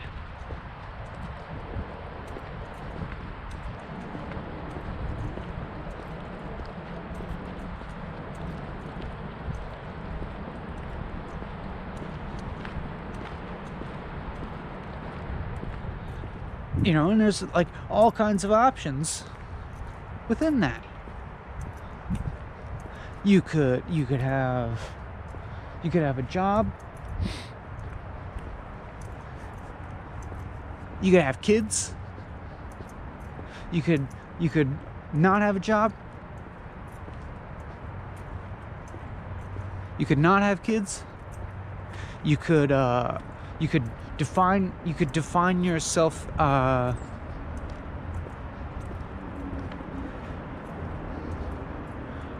like with individualism, like you know, artistic expressions, or maybe define yourself as being like an adventure seeker, thrill seeker, you know, an outdoors person. You like to travel and kayak. And that's where, you know,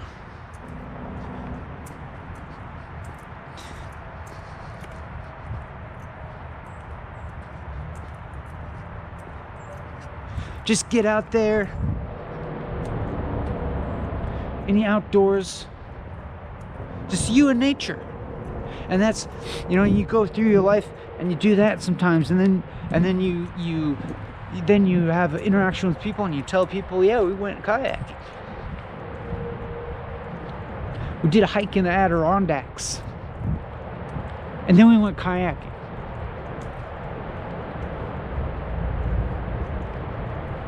And people were like, wow, that sounds great. And you were like, yeah, it was pretty cool.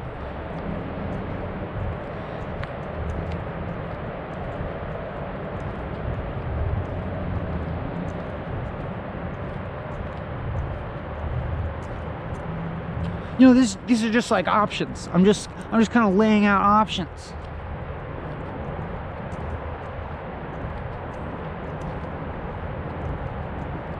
You know, you could be a life coach. You could be a emotional healing coach. You help people, and you'd be like, I help people. Or maybe you don't say it like that.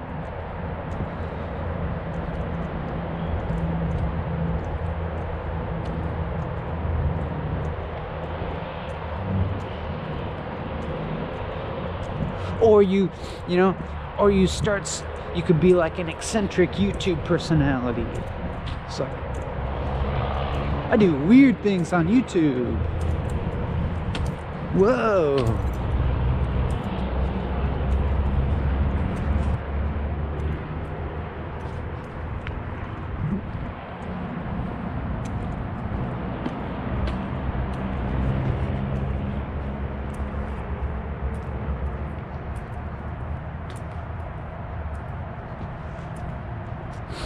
Like, yeah, my place in the world. I know my place in the world. It's combating the toxic media landscape by inserting, you know, incomprehensible shit. Blowing people's minds. You know, that you could do that. That could be you. You know, it all depends. It all depends on, you know, what are your current strengths and weaknesses?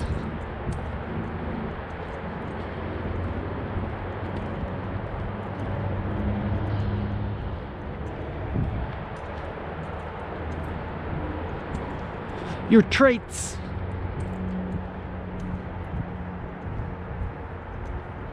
Your aptitudes.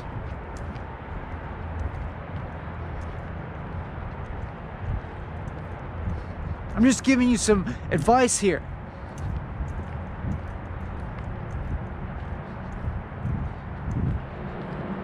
On how to break the spell.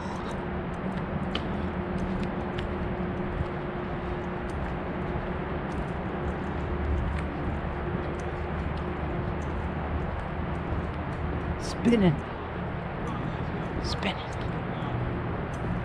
Coping. Spinning and coping.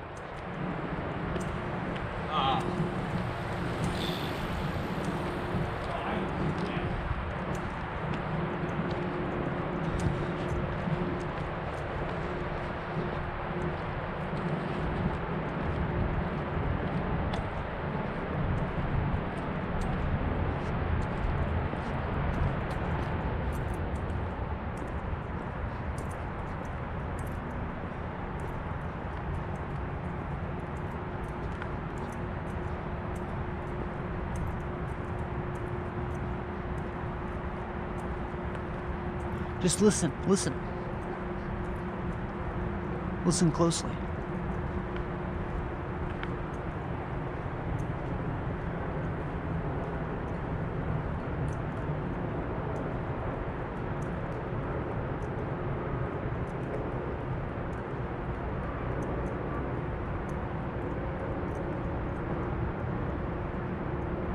It's the sound of the broken shards of the spell.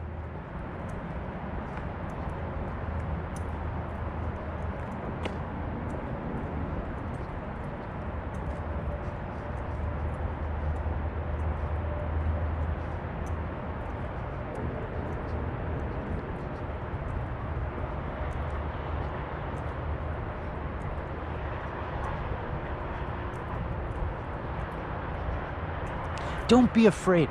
Don't be afraid. Don't be afraid of watching this video. Don't be afraid.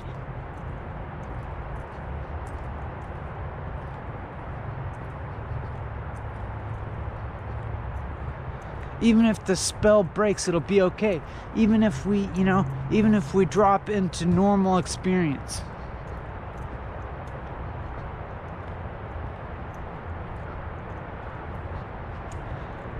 It seems unfathomable sometimes.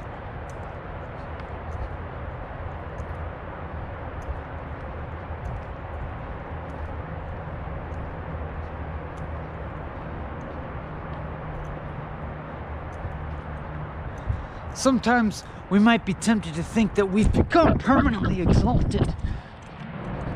That we've figured out how to incorporate everything into exalted perspective.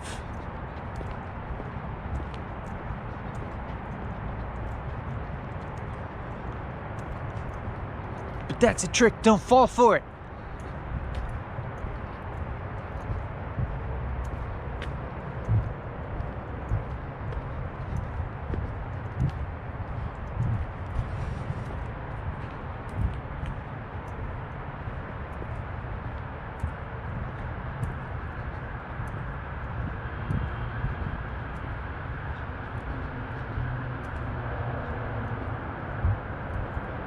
Imagine yourself back and forth on a Segway in an open plan office.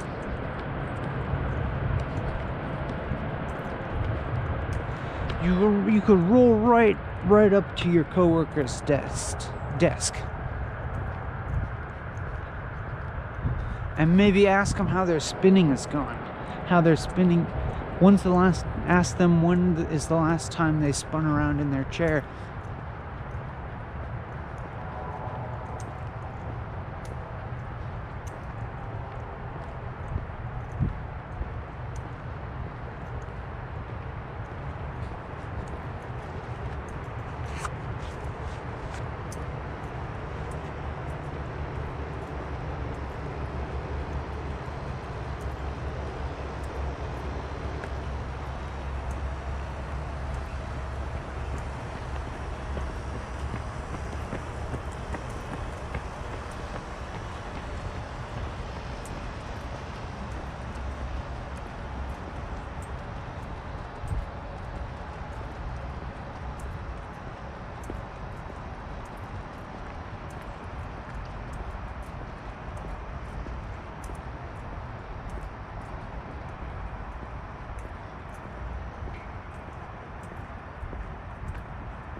We maintain our bodies,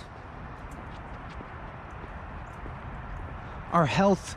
We maintain our minds, keep our bodies and minds healthy.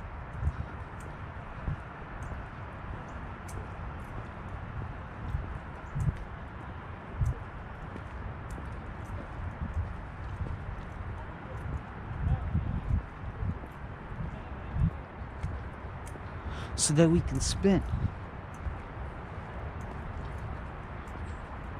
So that we can spin properly and spin well.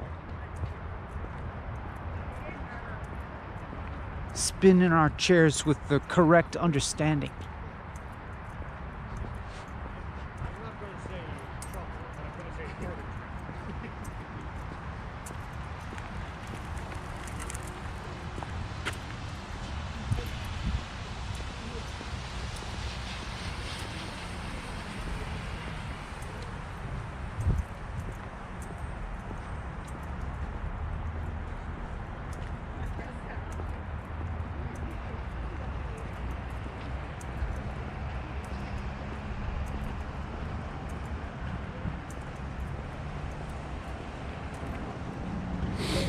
And we follow a moral integrity, you know, being good to others.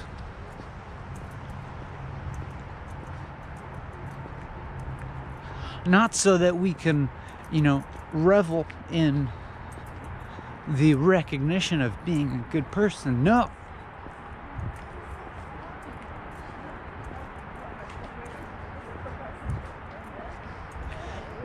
You know, it's ultimately because living with moral integrity allows you to spin in your chair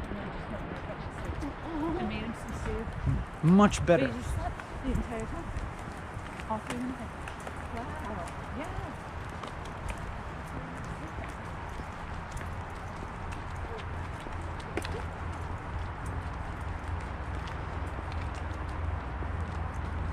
Because you can't spin. You can't spin clearly if your mind is occupied with ruminating thoughts about the immoral deeds that you've done, selfish actions.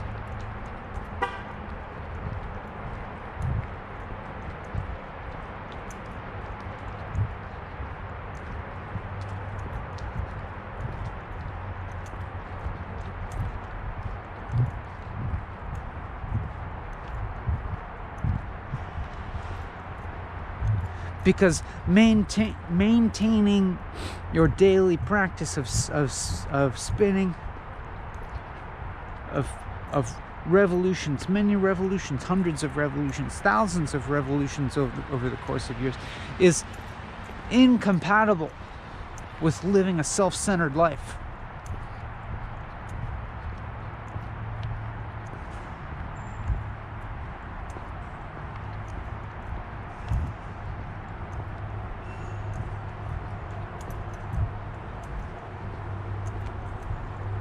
I mean, one could, you know, theoretically go through the motions, doing it every day and continuing to live a self-centered life, but it's unlikely, you know.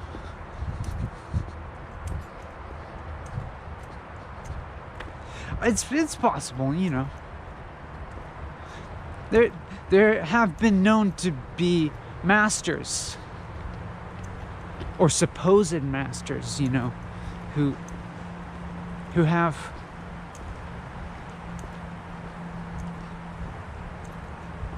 you know, who still permit corruption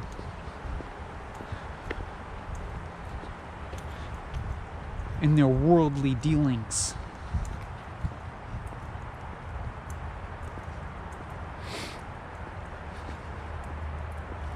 But I would say that they are not. I would venture to say that there's a limitation in the way that they are spinning.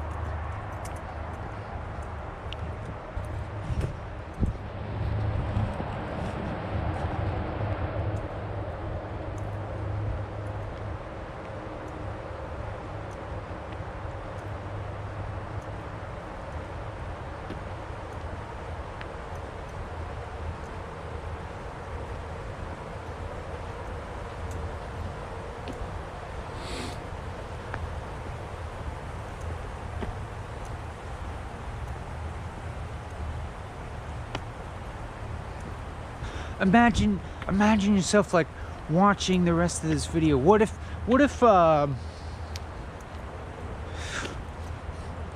like from this moment going forward, maybe just for the rest of the video, what if instead of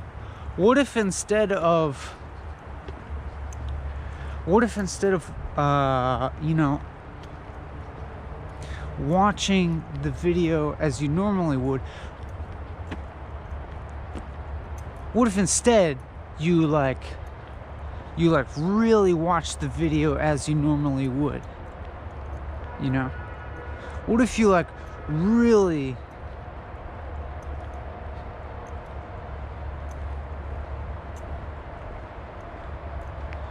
I mean, What if you really just like said to yourself, I'm gonna keep relating to this YouTube video in the particular way that I relate to it.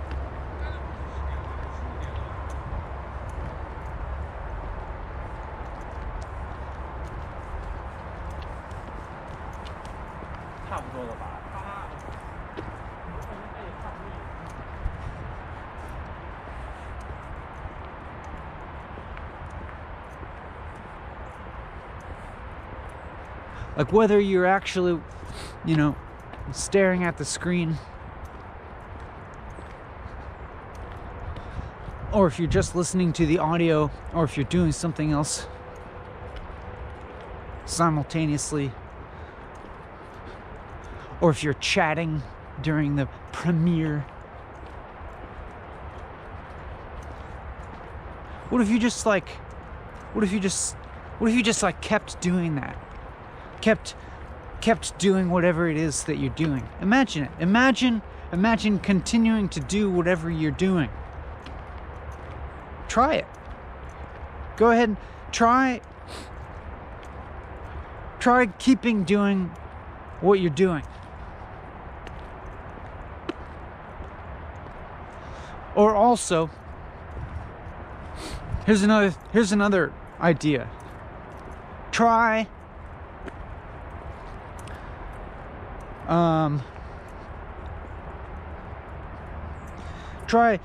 in this moment doing whatever it is you normally would do. Just for this moment.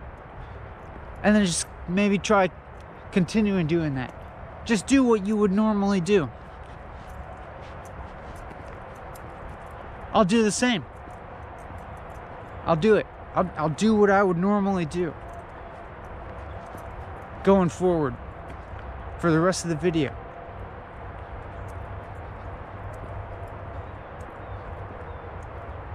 I'm doing it. I'm doing what I would normally do.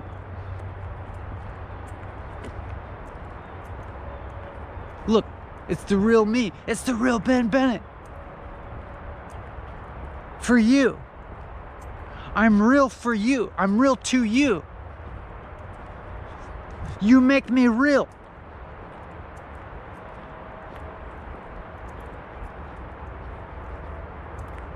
We make each other.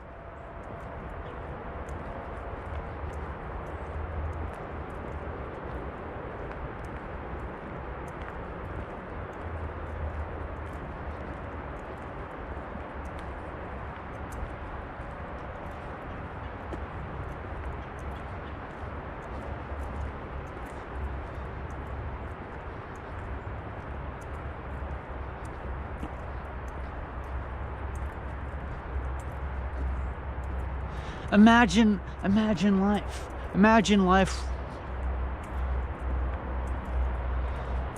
with YouTube. Persisting for the rest of your life.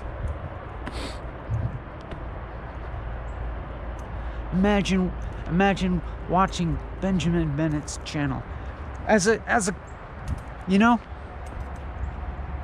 a trusty companion for the rest of your life. A YouTube channel you could always turn to.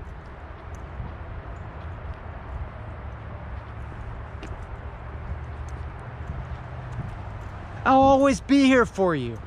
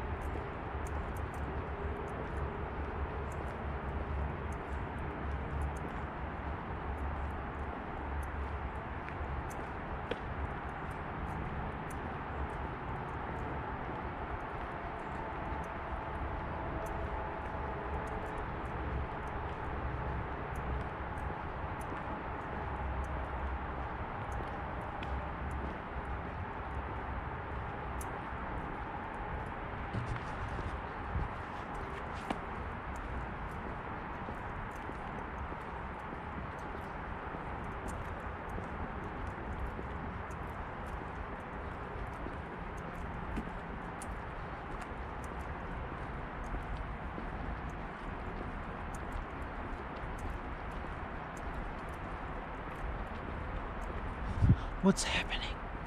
What's happening?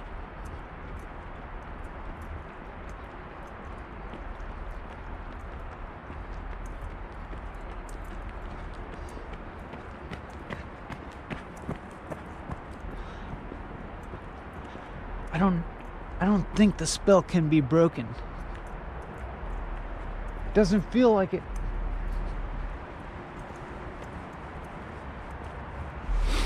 It seems like whatever I do, I'm still here.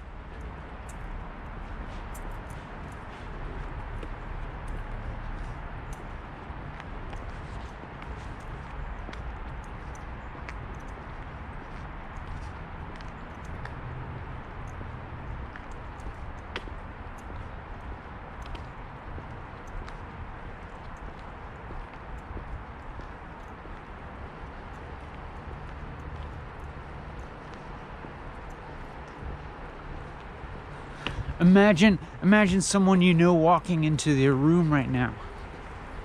How would you feel?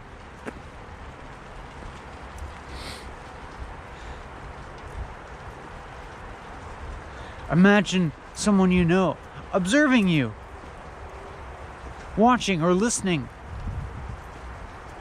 to me.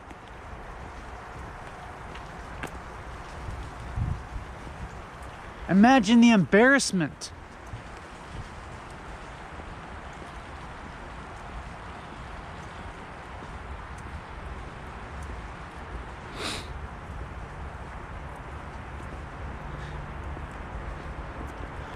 You know, imagine just turning the volume down or closing the browser window and trying to change the subject with as little explanation as possible.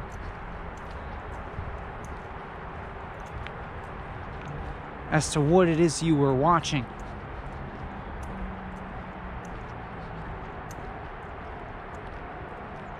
Because you can't talk about this with normal people.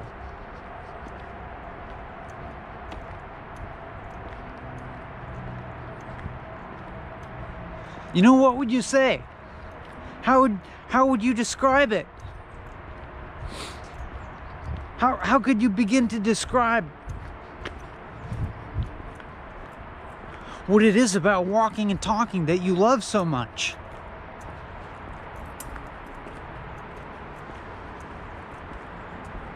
You know, what would you say? You know, it's this guy Benjamin Bennett. He's so real.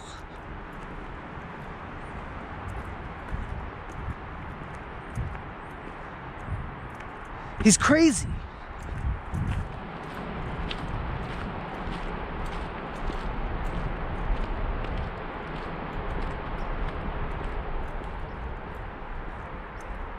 But it gives me this weird feeling.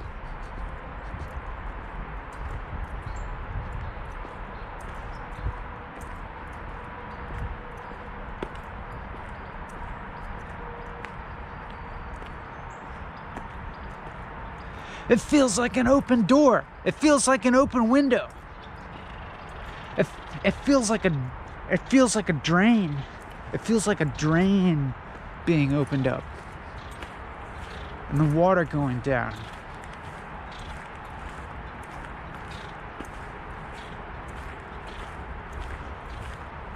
Watching, walking, and talking, getting drained out.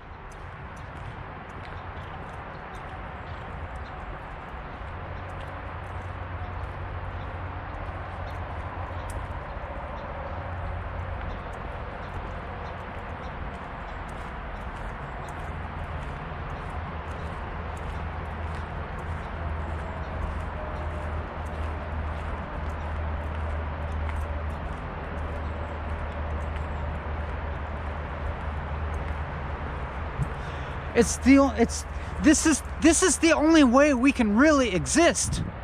You know? Just look at how you feel now. Look at how you feel right now. Just take a moment to take stock of this feeling right now.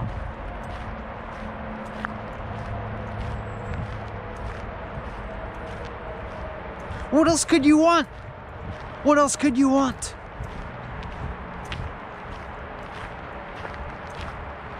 What could be better? What could be better?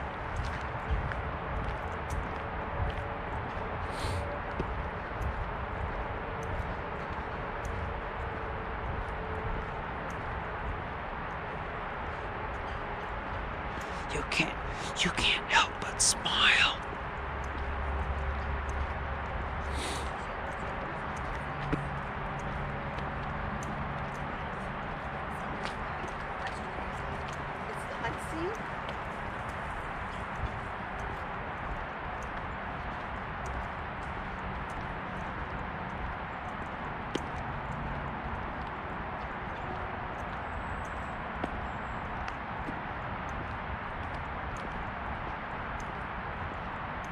You love it.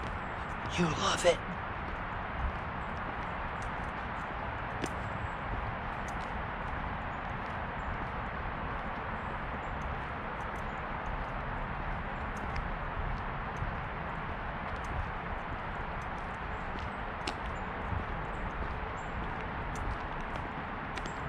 You love me. Admit it.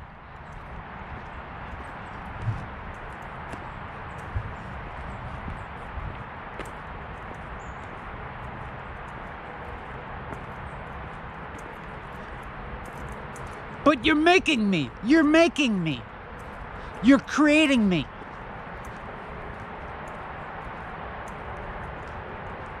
You're creating me out of love. You created me in your image. You created me in your image as an expression of love.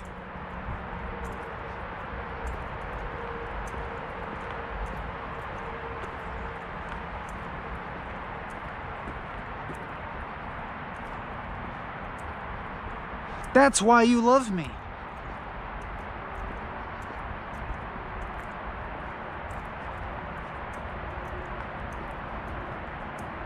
That's why you care for me.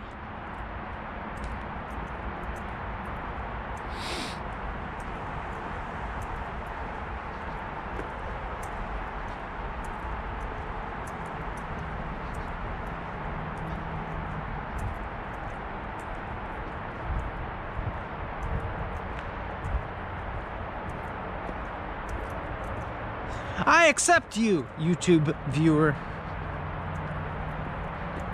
as my creator. You're the real YouTube creator.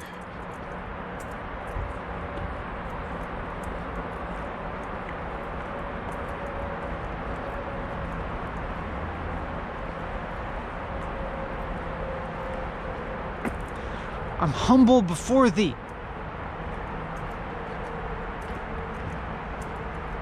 YouTube creator.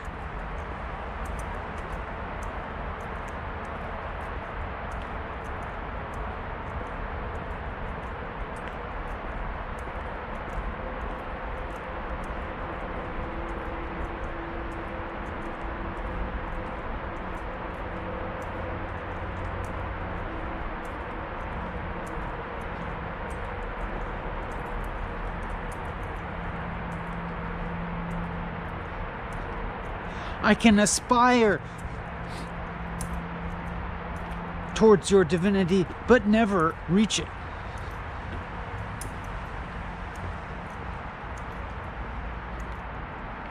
I take refuge in you.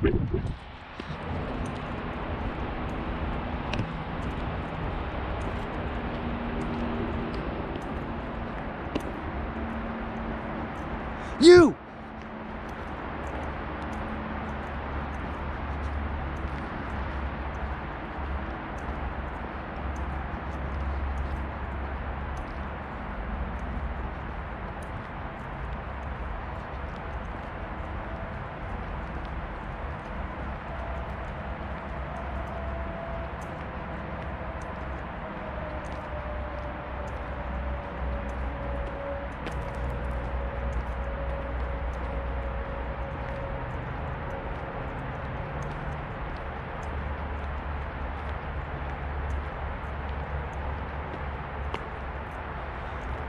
I always remember. If I ever have any doubt, I just have to remember that you made me this way. You made me this way. You. For a reason. You wouldn't act without reason. How could you? How could you? In your infinite knowledge, infinite power, and infinite compassion. How could you create anything that's not ultimately with meaning, for a purpose, fits in, has a place in the world?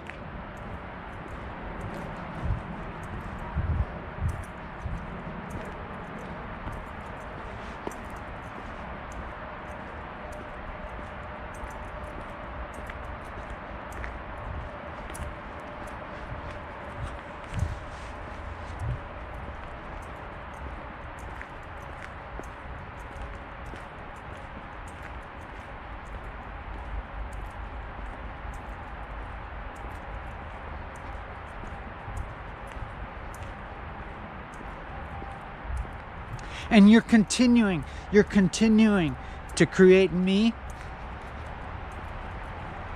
and everything else.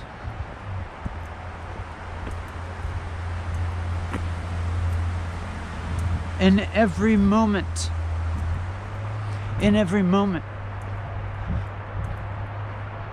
you continue to create this world. Thank you.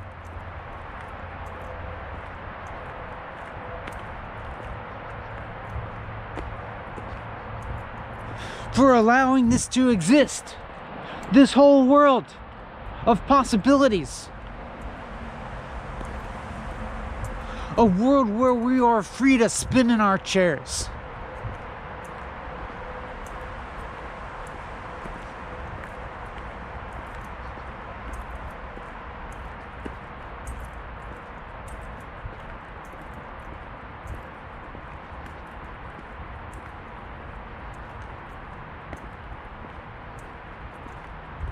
How could I, for even a moment,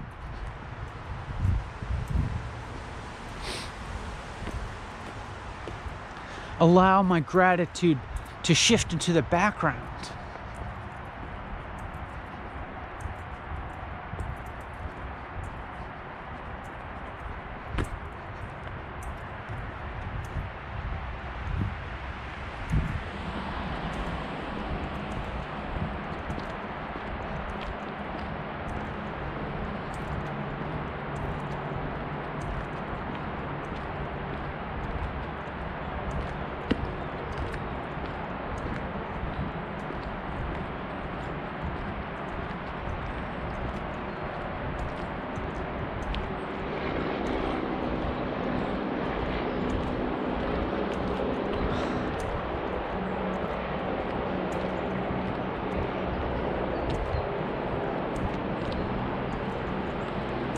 My love for you is only an expression of the way you made me in your image.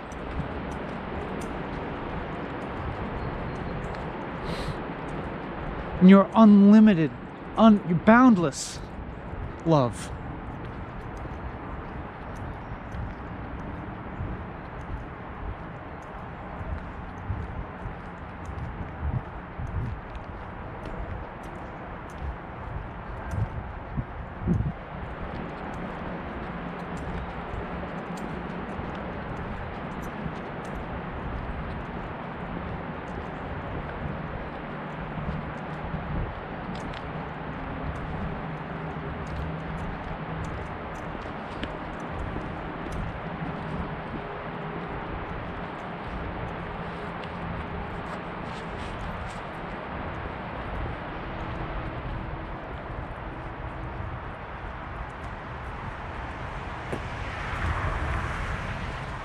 Think of it.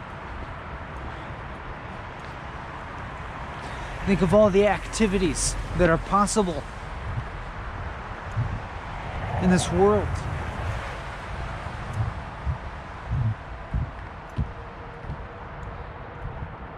Opening up the fridge, taking out a cup of yogurt, peeling back the foil, staring at the pristine, unmarred surface of the yogurt. So smooth, so shiny. And then imagining rupturing the surface with the spoon. And then without rupturing the surface, you put the foil back on the cup of yogurt, you put it back in the fridge, close the door. This is just one possible activity out of many. In this world that you continuously create.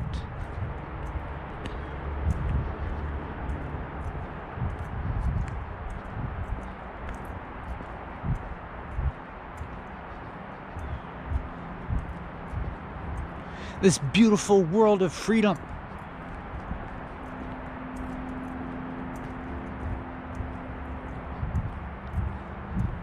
You've dedicated your life towards expanding the freedom of others.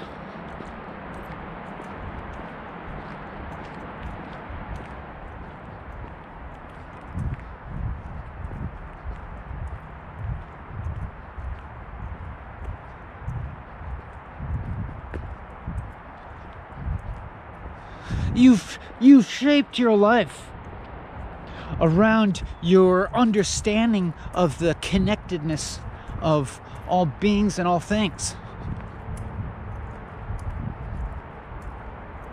When opportunities for selfish gain present themselves in your consciousness, you decline them in your infinite understanding and compassion and wisdom.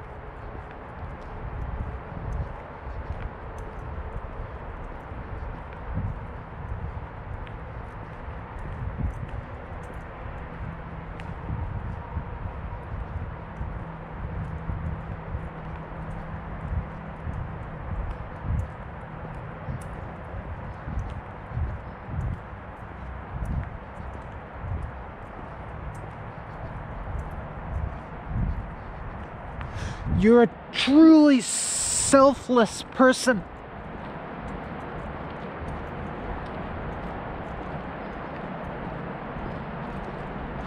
You understand that even in activities that ostensibly are for your own personal gain, that they are merely in service of the rest of the world.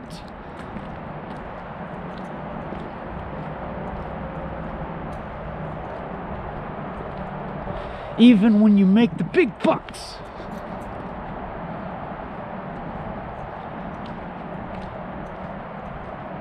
You know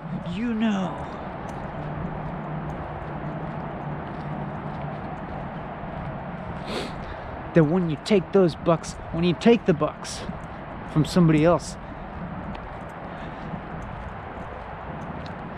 that the pain of their diminishing money is a good pain. You know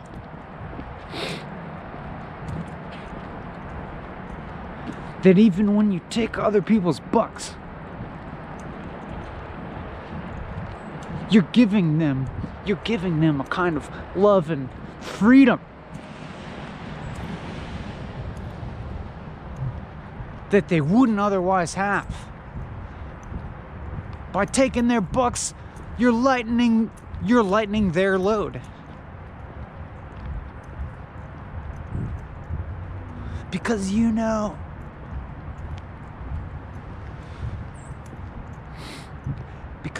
because you know that money can't buy happiness.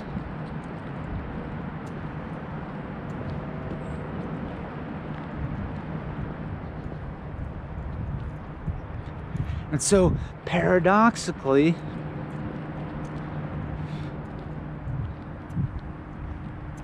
you're spiritually strong enough to sacrifice that own happiness that you can't buy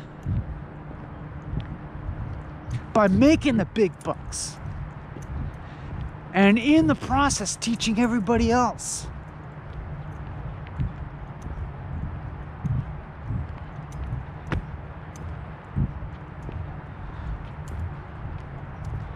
That money can't buy happiness. It's like when you donate to Patreon, when you donate to Benjamin Bennett's Patreon. It's with an understanding.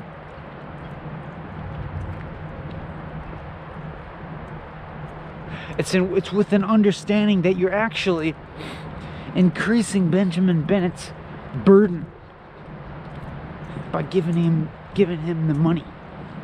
But you know that he can handle it. He's a special kind of guy.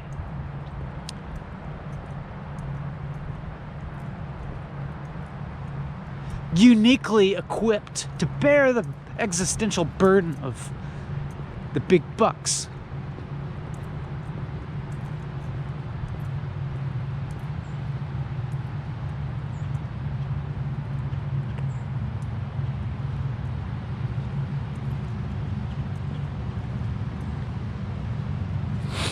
And you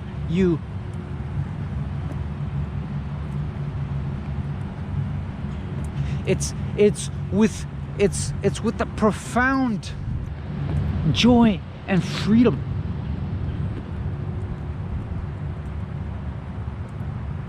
that you watch your bank account numbers diminish each month automatically. And you give out a little yip while you spin around in your chair.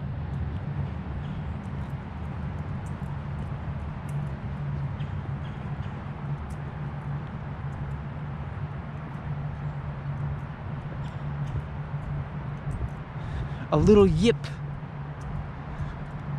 that has the added kind of added spirit, added, embody a deep yip that accompanies the experience of being a Benjamin Bennett Patreon subscriber.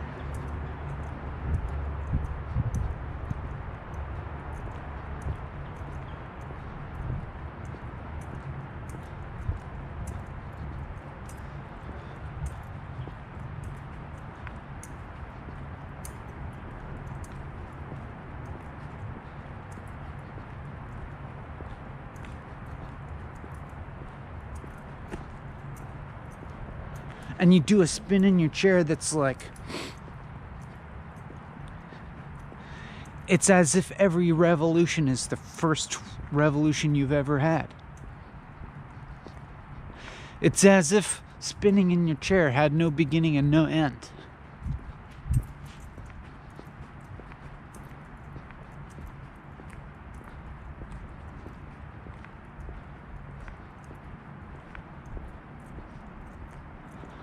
Putting those ball bearings to the test.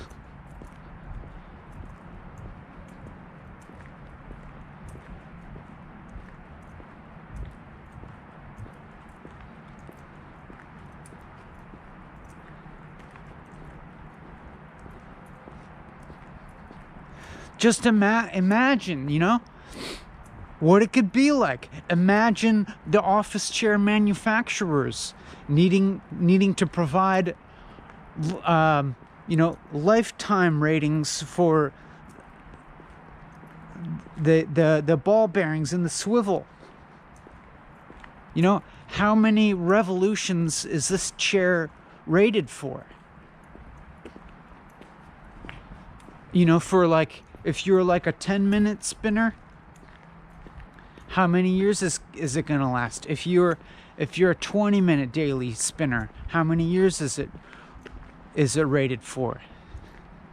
You know, we can do it in, we can do it per number of revolutions, or we can do it per year, depending on your daily spin rate. But you know, something that it might not always stay steady. You might increase your spin rate,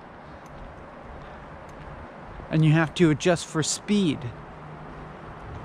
You know, how many revolutions do you do per minute?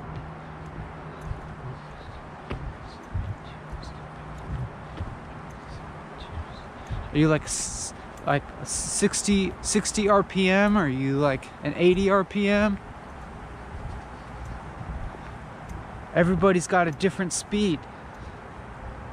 There's no judgment on how, you know, some people spin slower, some people spin faster. There's no judgment involved.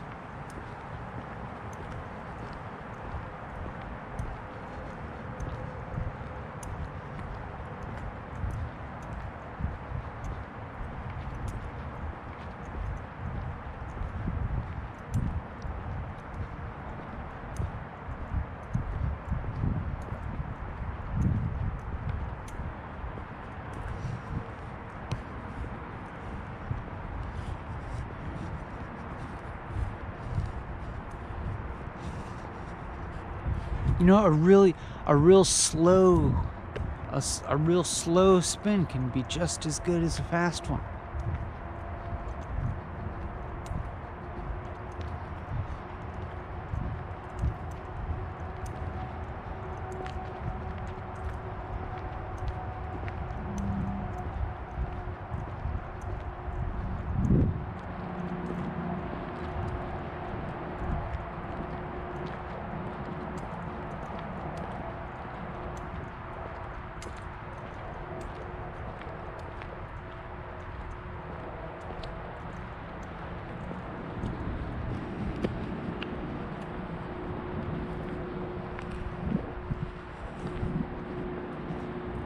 Listen.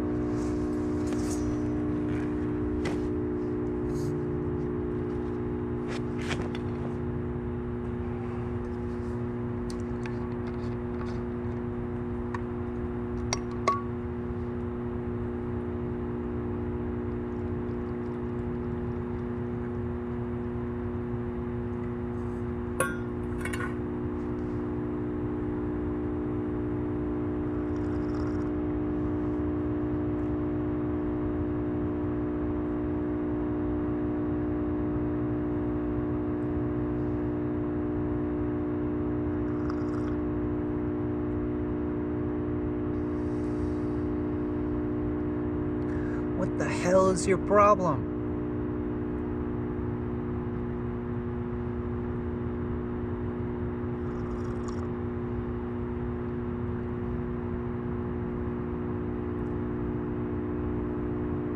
What's wrong with you?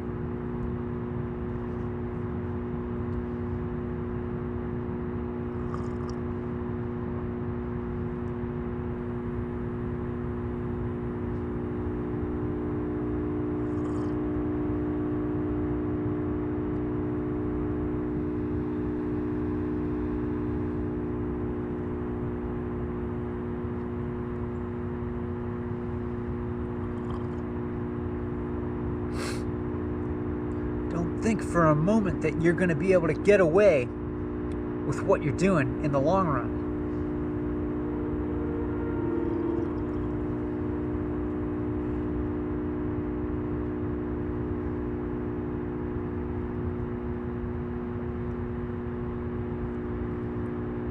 I see what you're doing.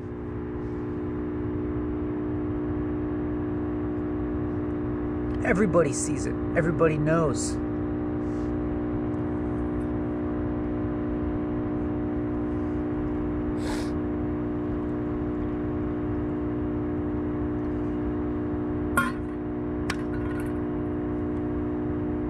Break the spell.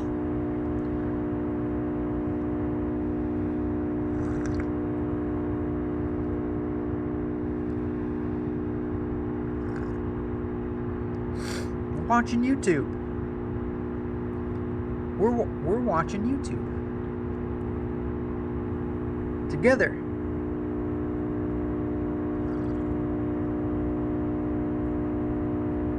Creators.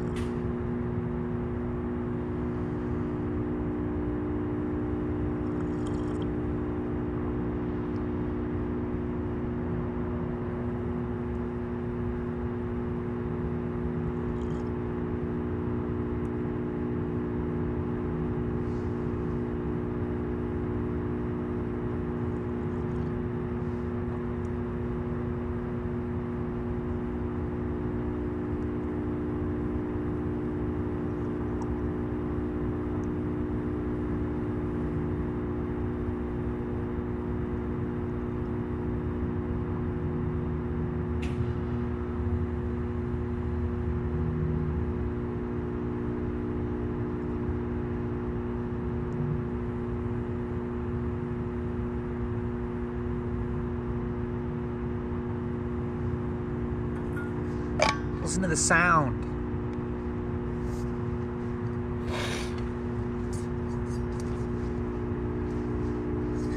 The special sound.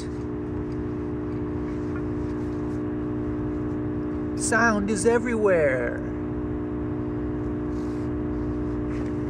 Wow.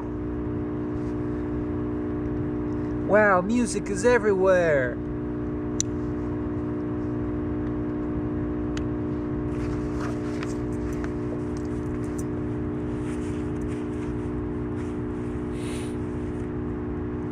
Wow, wow, music is everywhere. If only we just have the sophisticated enough ears.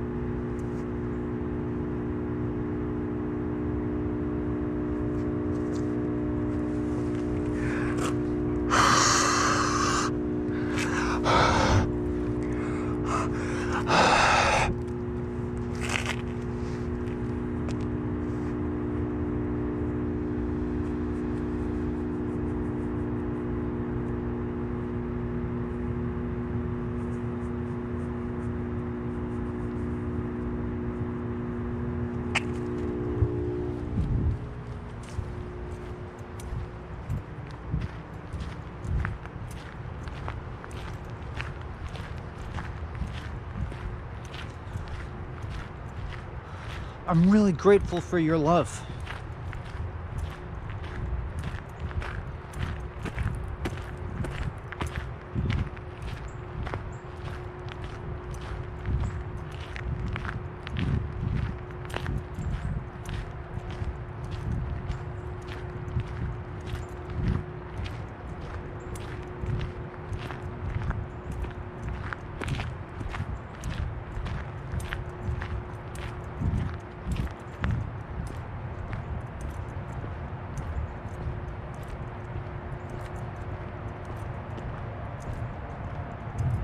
Because it's so selfless.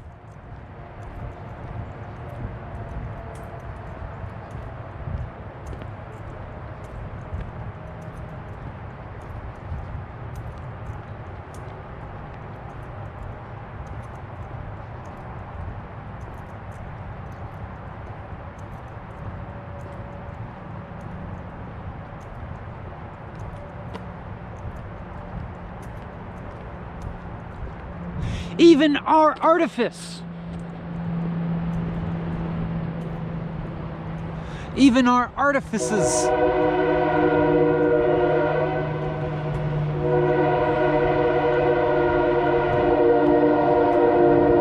Love one another. Even the fake Benjamin Bennett and the fake you love each other.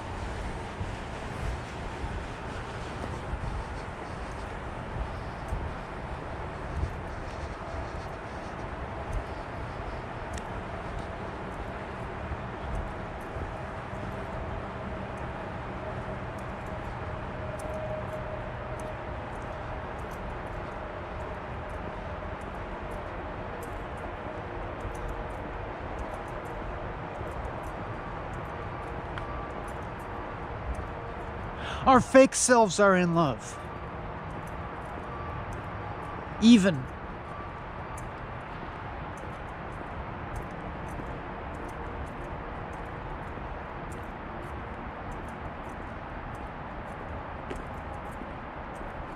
Fake selves in real love.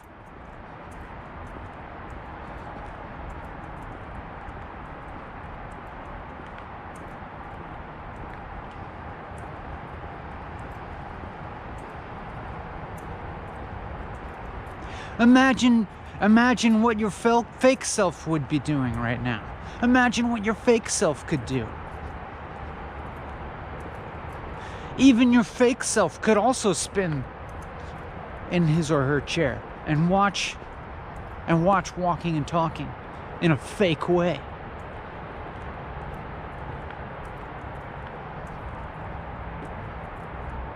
I'm talking to all of yourselves. I'm talking to the real you. I'm talking to the fake you and everything in between.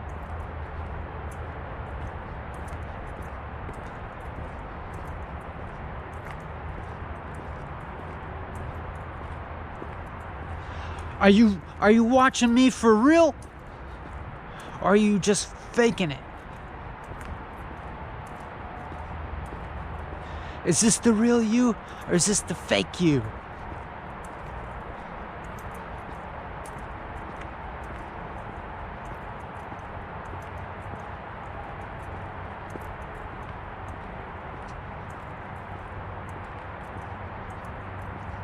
Is this the real me or the fake me? Only you can tell. Only you can discern. Only you can answer.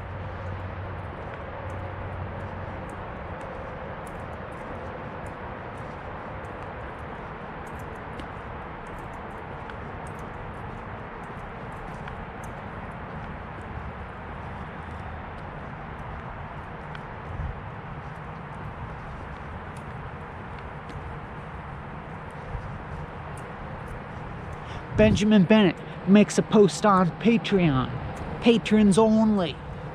Is it real or is it fake?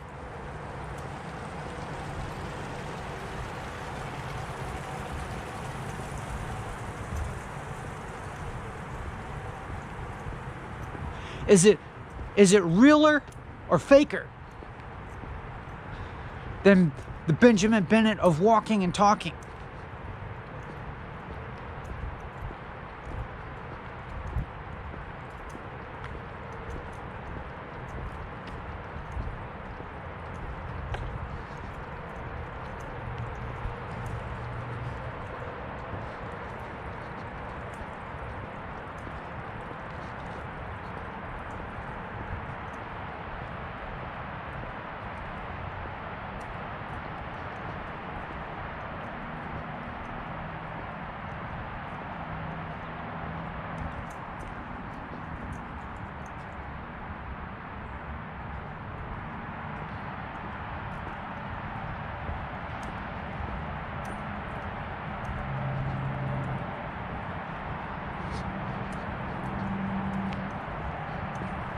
Imagine us.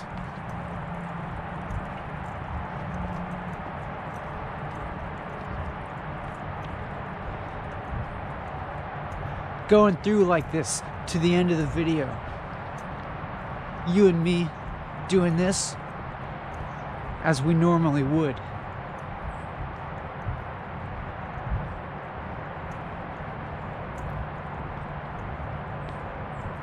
We can handle it.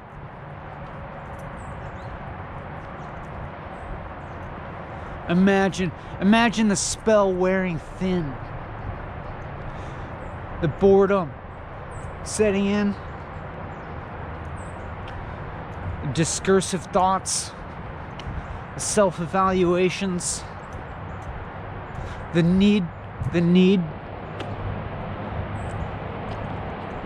The urge to do something else. We can handle it.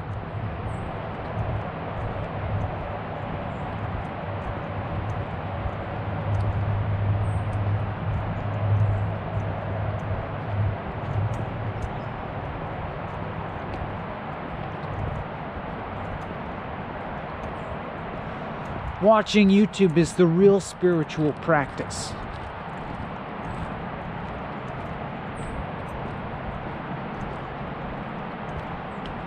Watching YouTube with the right understanding.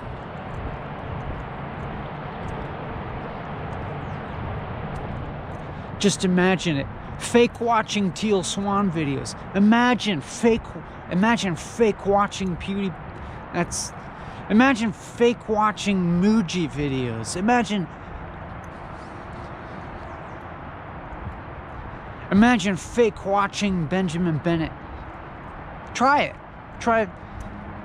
Instead of really watching or listening, imagine fake watching or fake listening. Try it. And you know what? I'm gonna try it too. I'm gonna fake walk and talk from here to the rest of the video. It's fake now. I'm faking it.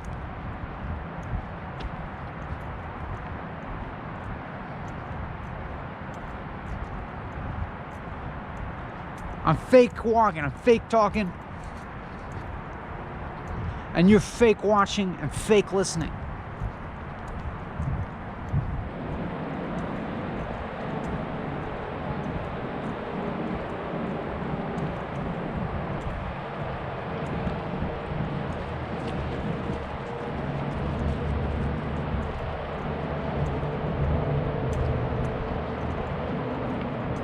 It's okay. Go ahead. Manifest the fake self. It's fun. It's fun. Be the fake you. Just try it. Just do it. Just for fun. Here's me. Here's me, the fake Benjamin Bennett.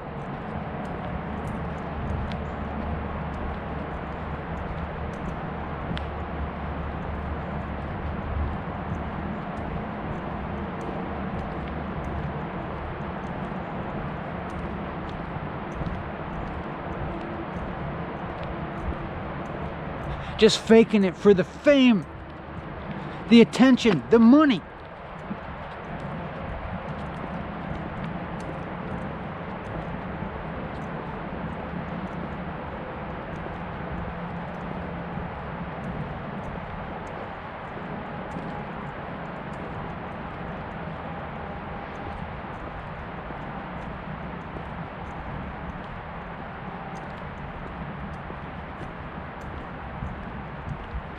For the fake fame, the fake attention, the fake money.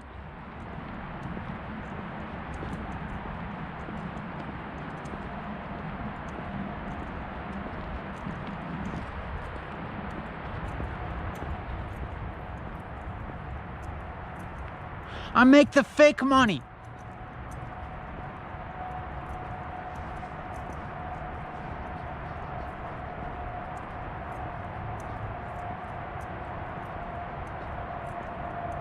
I'm fake famous.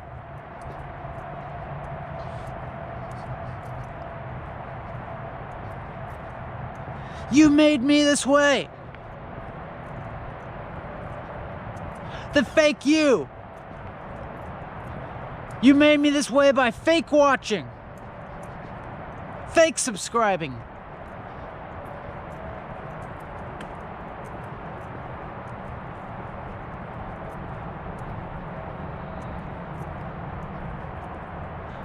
That's why I'm fake coping. I fake cope with life. I fake cope with my fake life.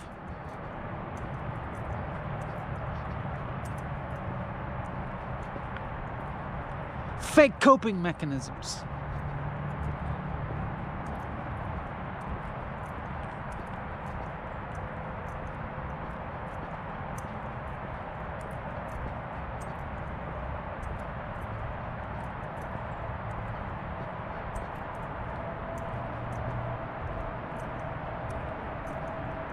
I just pretend to cope. I just fake cope.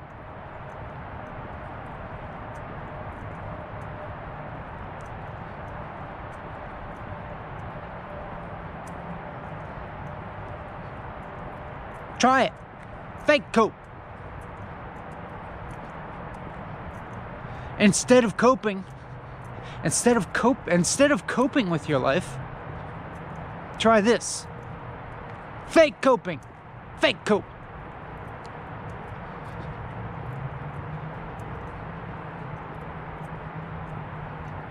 When somebody asks you, you tell them you're coping. But inside, you know you're fake coping. Because you know life is fake.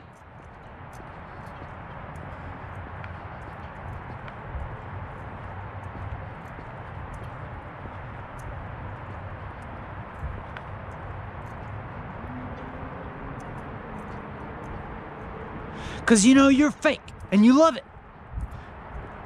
Because you're fake on purpose, for fun. For fun. For fun and profit. With the right understanding. You fake it with the right understanding. Clear understanding.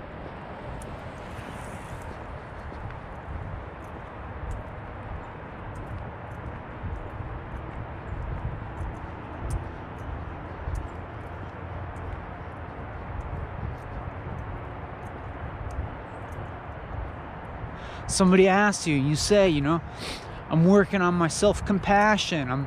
I'm working on my anger issues. I'm doing whatever, you know, practicing gratitude, whatever. But you know it's fake, and it's okay.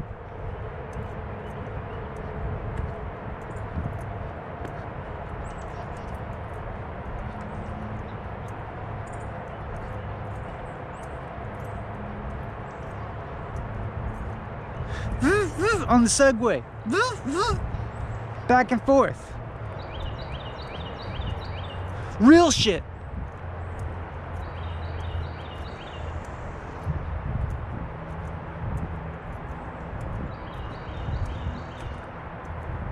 Homemade Segway.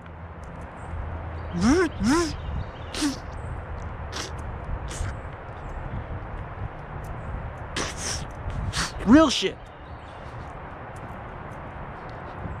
I'm not kidding. I'm not kidding about the homemade Segway. You know? This is today's challenge.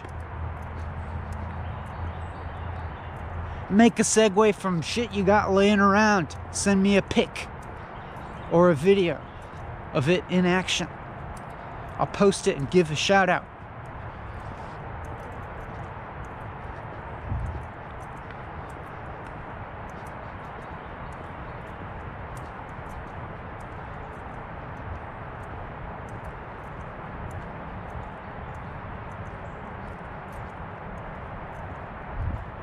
That's how we cope.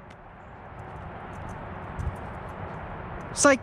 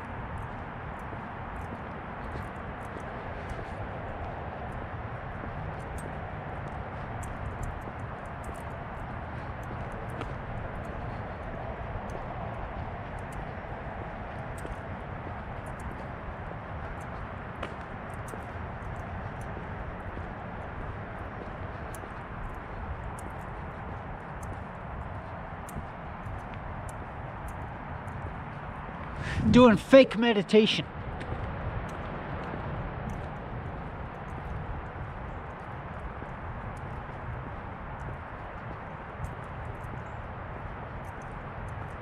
This is the best spiritual practice. It's what I call fake meditation.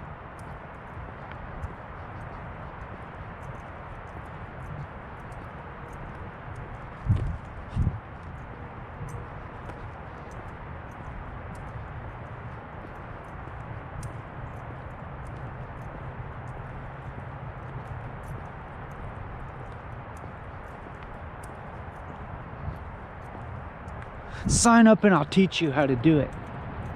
I'll teach you how to become fake enlightened.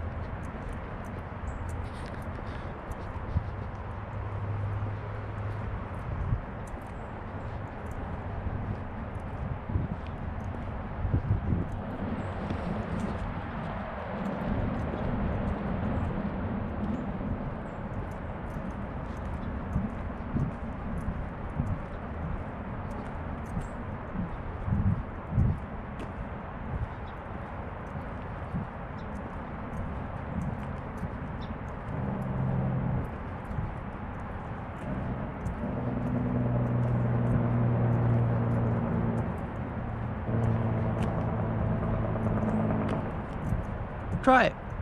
Try just doing a fake meditation for a few minutes. Just try just pretending to meditate. Because it's actually a lot better than real meditation, so-called.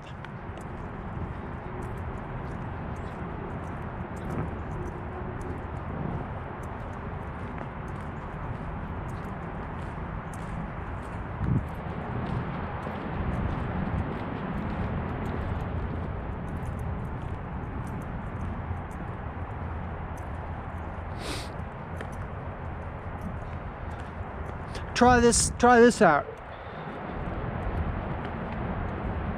From this moment going forward, just do absolutely everything that you would normally otherwise do,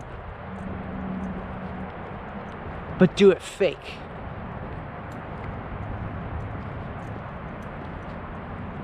I think if you try this out,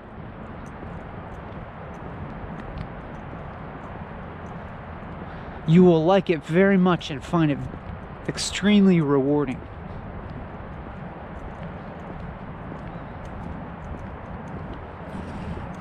I've been doing it for a long time. In fact, it's as if like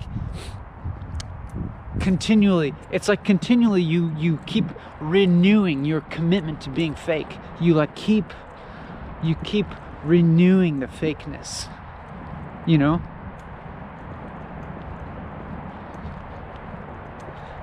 You got to keep breaking the spell, you know? You start to forget, you know? You can probably remember when you've made this decision in your life, when you've come to this realization.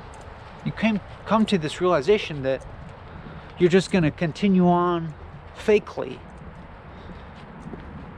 But sometimes you forget and you think like, this is, you know, you just kind of forget, and then you're like, this is real. And then then remember, you're like, oh, okay, I'm starting again now. I'm gonna go through my life as if normal, but now fake.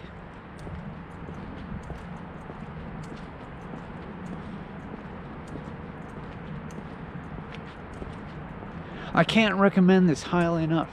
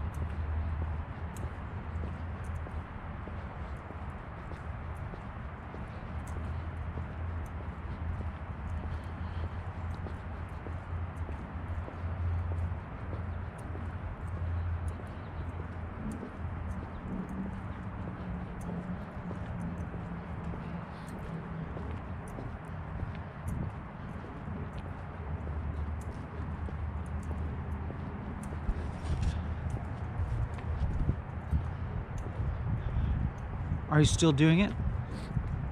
We'll do it now. We'll have a little fake walking meditation. A little fake guided meditation.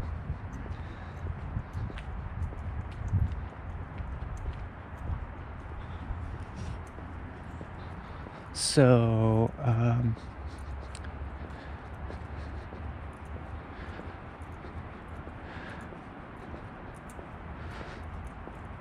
get in a comfortable position.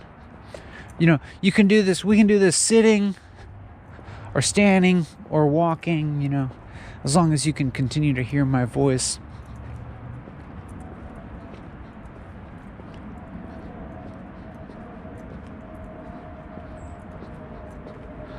So, you know, adopt one of those things, and then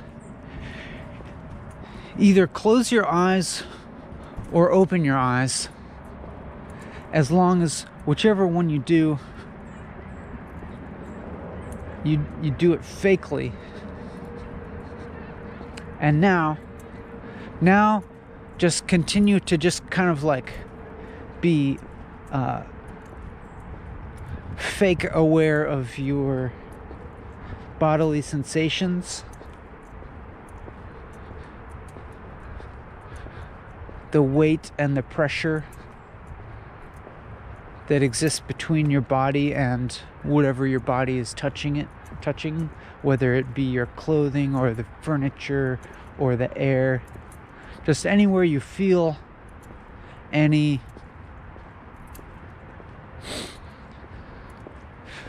touch sensations that seem to,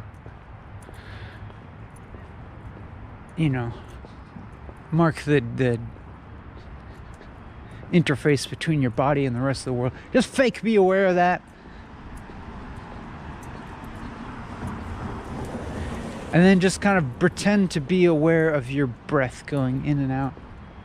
And just fake notice any thoughts that come into your mind and just fake let them go.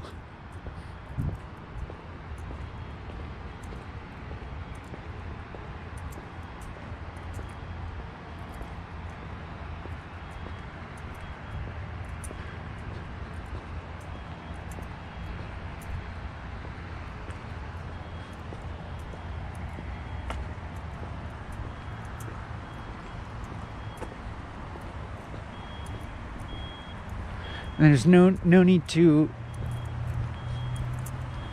there's no need to fake judge yourself for getting distracted.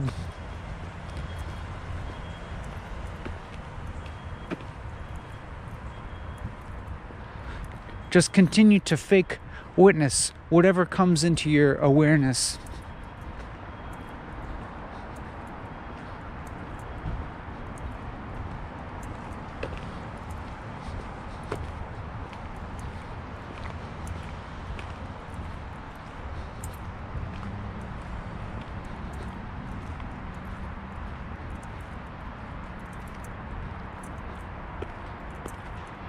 And then just kind of pretend to direct your attention to that which is aware.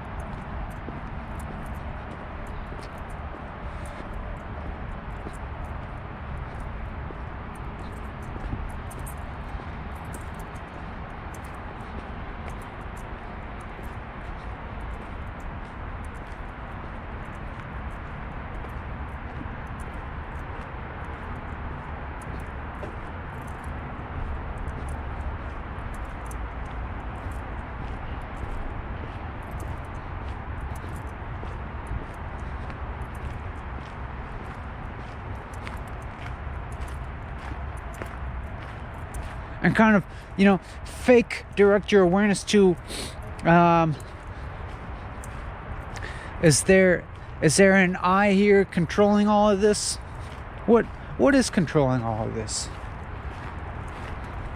What about whatever thoughts emerge? Did I intend those thoughts to happen, or did they just come in? Just kind of like fake, direct your awareness to those things.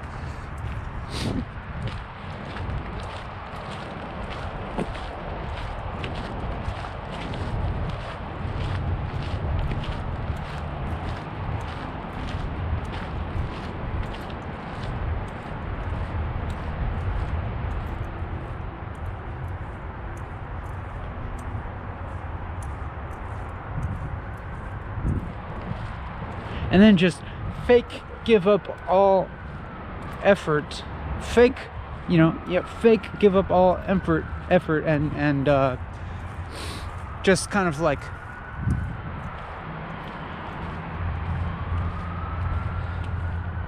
fake be whatever arises in your consciousness.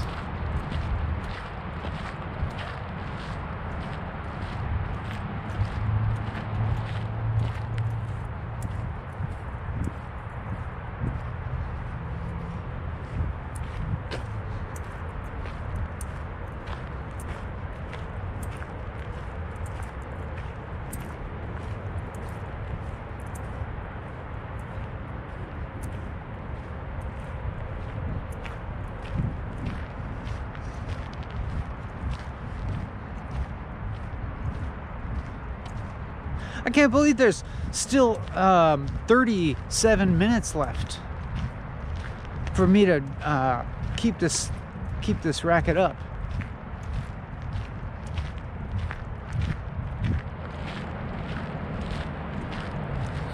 How am I gonna keep you entertained?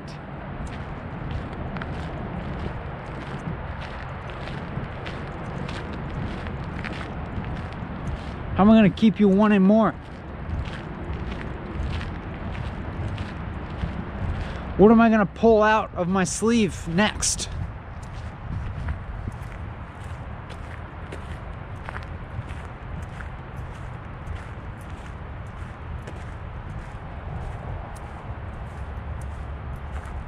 How am I going to continue to surprise and intrigue you?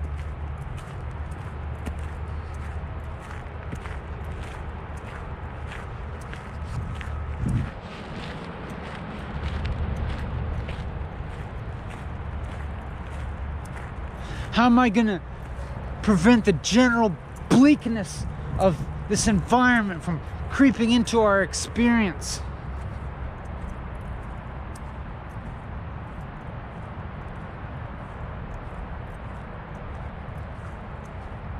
What if I slip?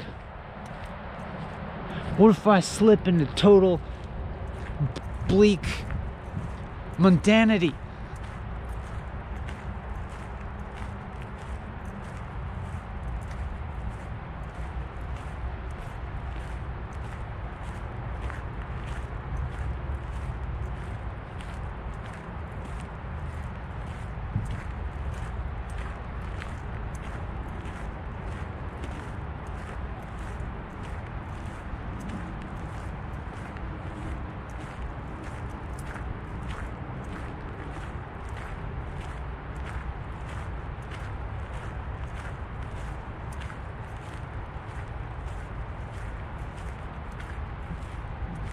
What if the spell wears thin, huh?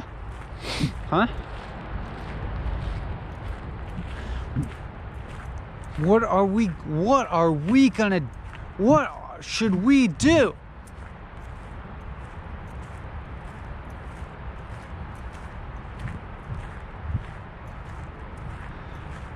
In the event that our experience starts to feel painfully familiar.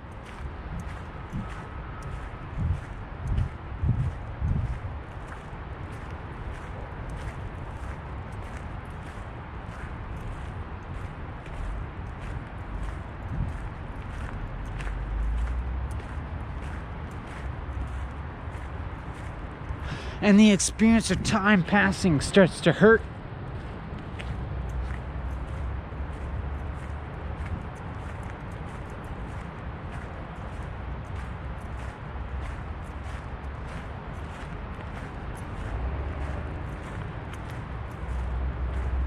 What if we start to contemplate the finitude of our lifespans and start to ask ourselves,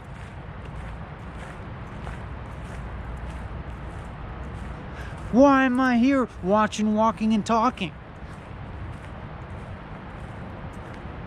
when I could be out there kayaking, taking a hike in the Adirondacks?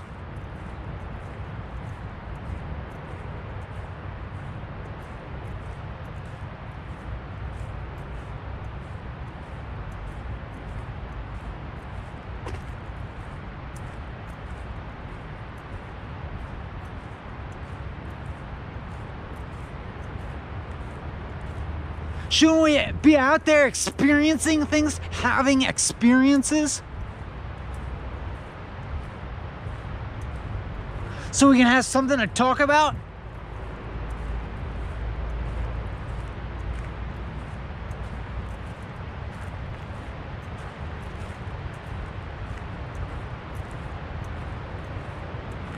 I mean, we can't talk about watching YouTube. What are people going to think about us?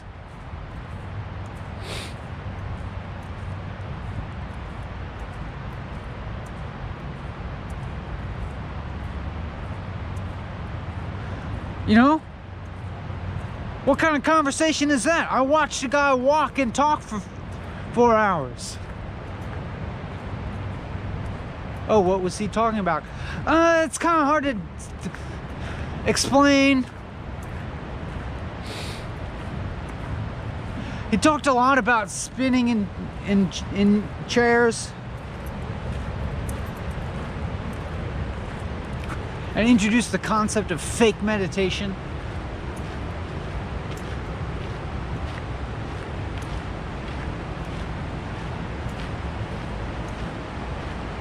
I mean, consider trying to have that conversation compared to, oh wow, we took a hike in the Adirondacks and went kayaking.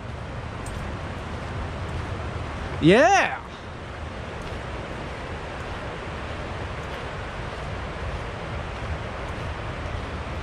Yeah, it was real nice. We saw a loon.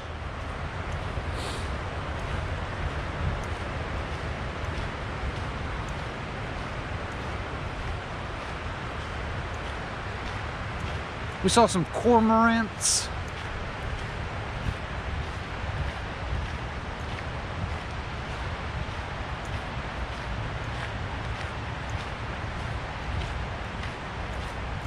I mean, which one do you want for your life? What do you want your life to be? Who do you want to be?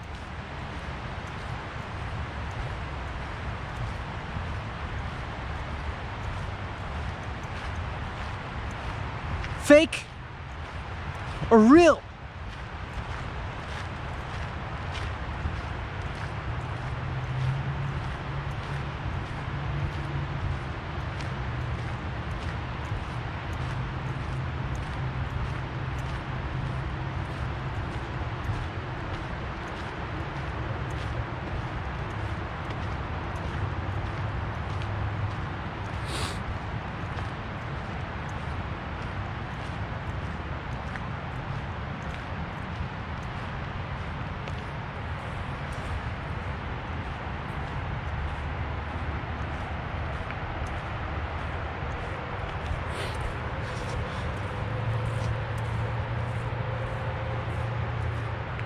here for another here's another exercise for you. So we are already fake being ourselves, fake doing what we would normally do, but fake. Let's fake being our fake selves. 2 layers. Ready? Okay. We're doing it. I'm fake walking and talking.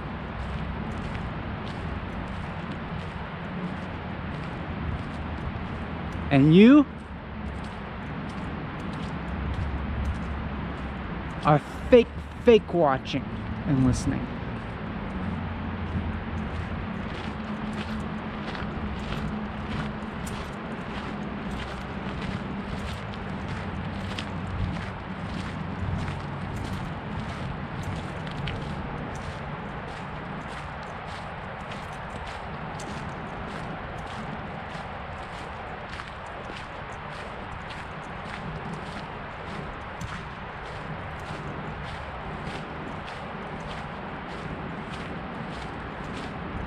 I'm ready to end. I'm tired of this.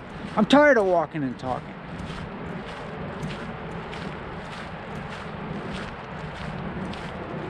It's hard being fake. It takes effort. It takes effort, but we can exercise this effort. You know? You get better at it over time. You can be faker for longer. It just takes practice.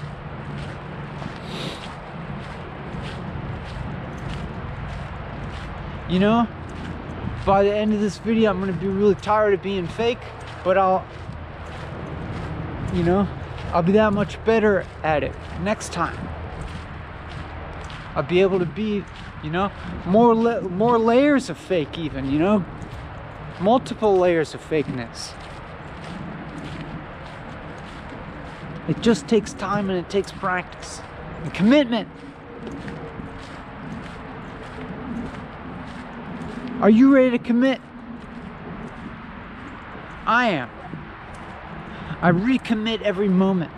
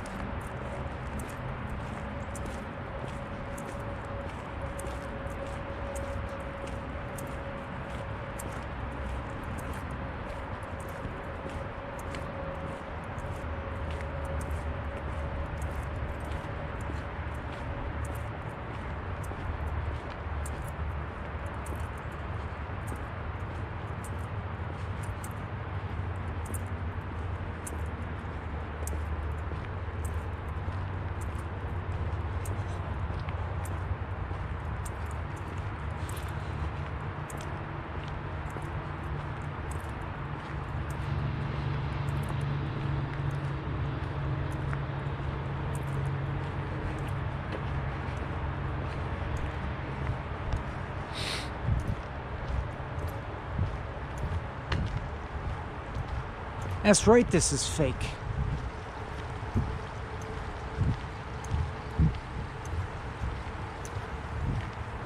That's right, this is a fake video.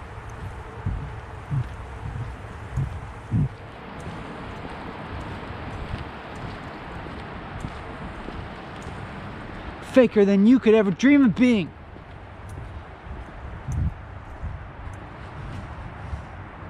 Just kidding. I was just kidding when I said that.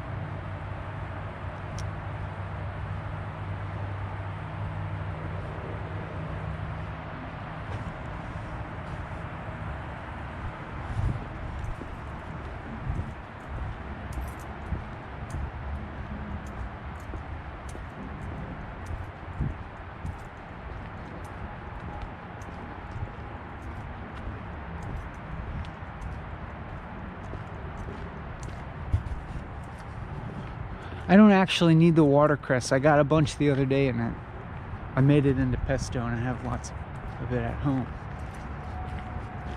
Psych!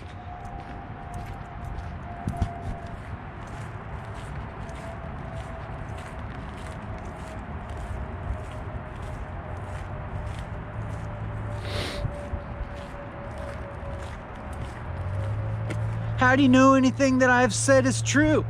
What if I'm faking it?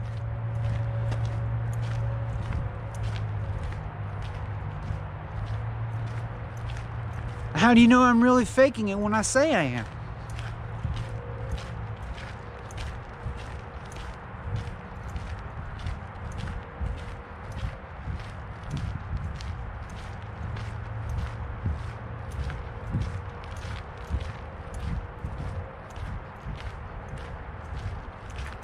What if what I say is fake is really true?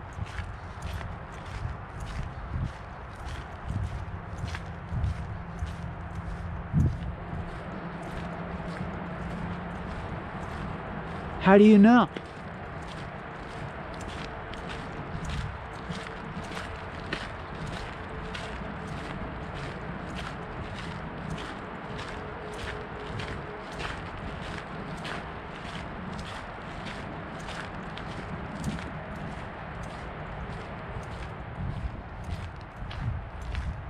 How do you know if I'm a real authority on the things of which I speak?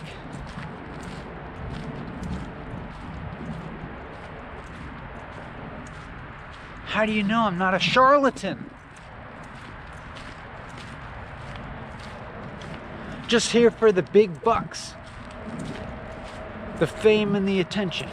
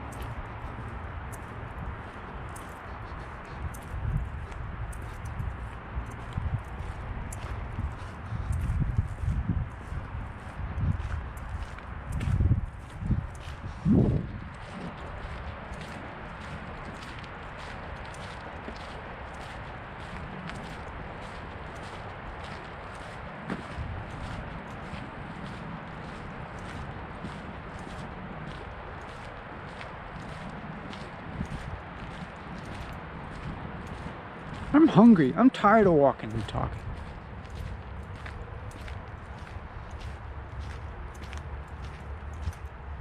Psych!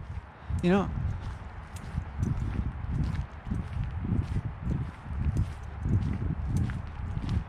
Which one's the real me?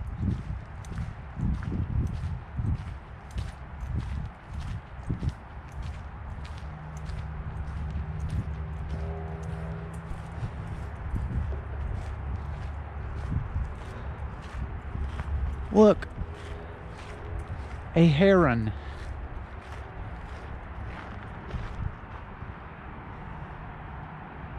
It's gonna fly away and make a squawking sound. Watch.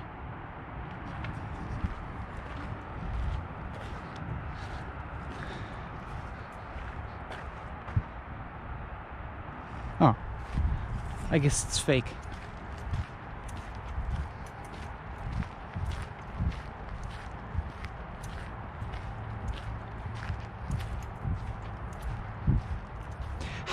How are we to discern, you know, if this is just total bullshit or not? How do we even know if we're bored out of our minds or not? Like you. How can you tell if you're engaged or if you're bored? Which one is it? How can you tell?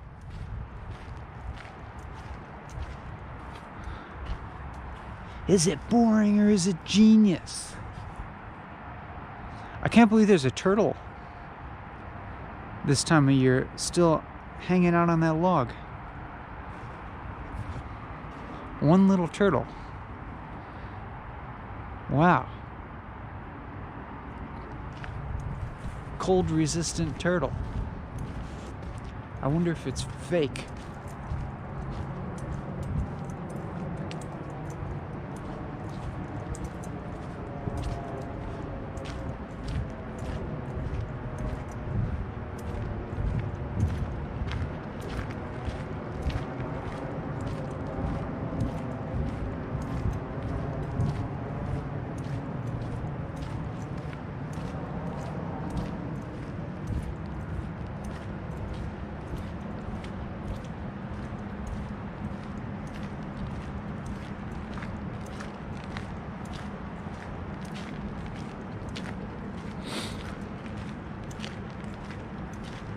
Walking and talking, number 53. Fake. Fake walking and talking. Fake boredom.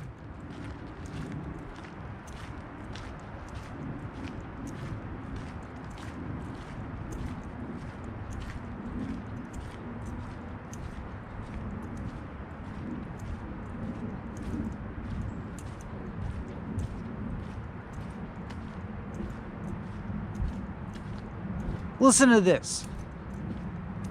This is eternal. It's like this forever.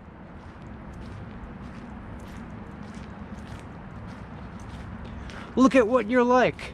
Look at what you're like. It's like this forever. It's eternal.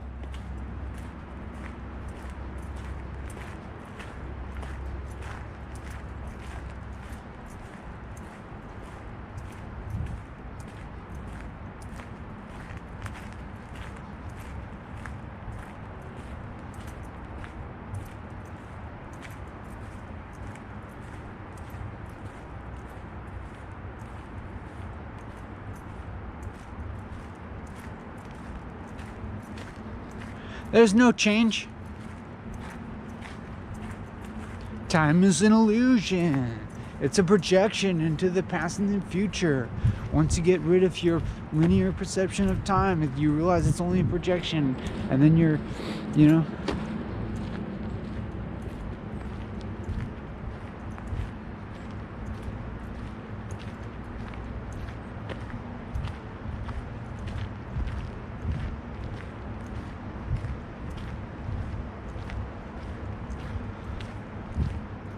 Look right now. Look right now. Look, it's the same. I told you, it's the same. What changed?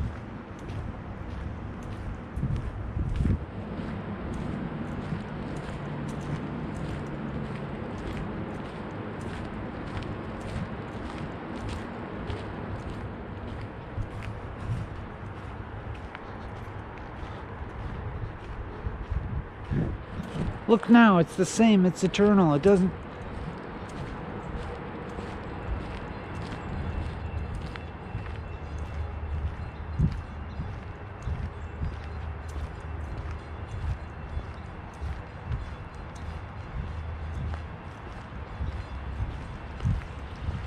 Change is constant. Change is eternal. It never changes.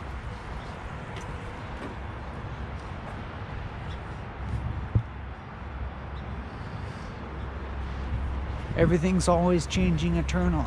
It never changes. It's fake.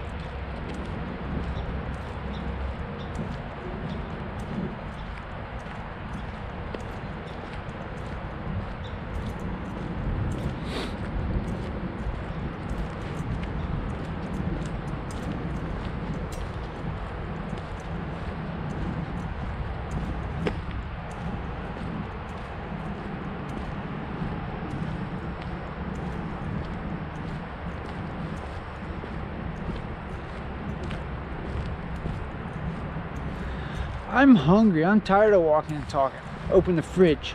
Look at the fridge. Close it. I just wasted a little energy. Open the fridge. Look at everything. Close the fridge.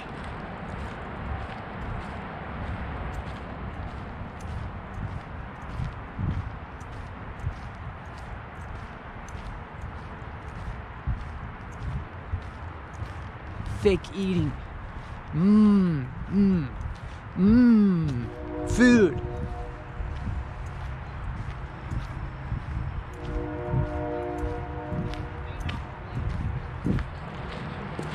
You should try it.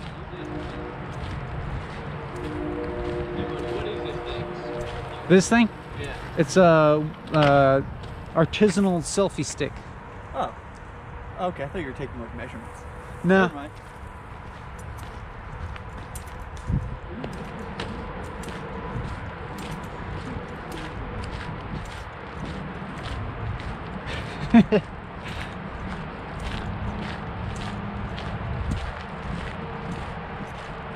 Break the spell. Next time you're hungry, try fake eating. You know, still put the food in your mouth and chew it and swallow it as you normally would.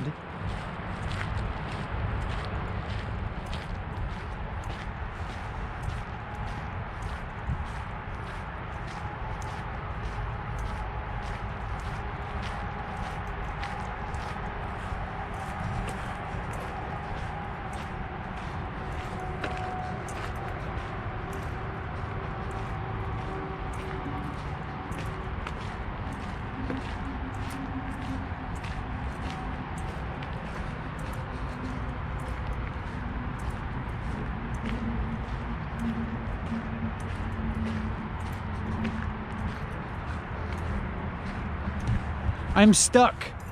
I never change. I do things for long times over and over again. No change.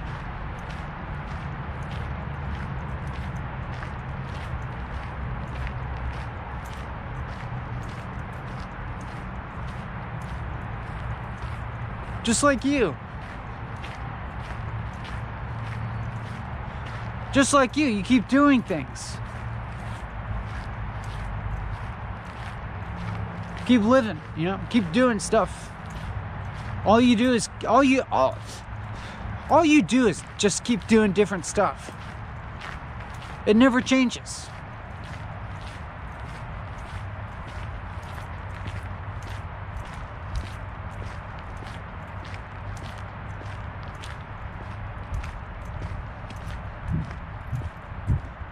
Why don't you get a life?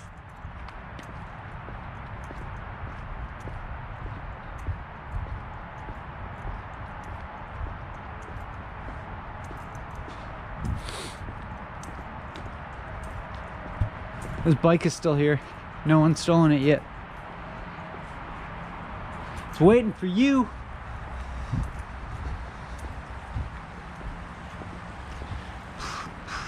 On your bike, back and forth. Donuts in the parking lot.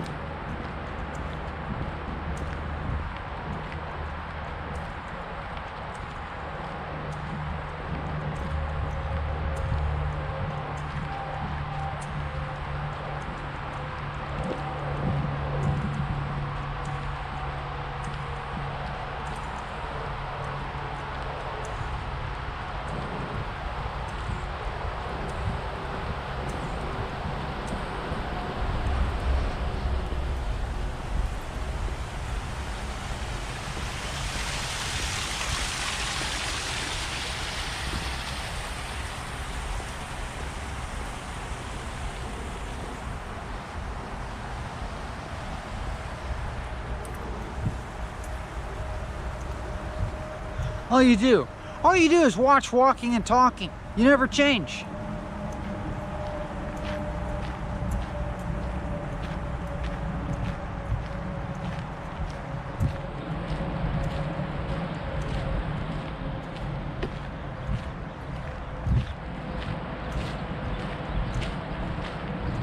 That's all I ever see you doing.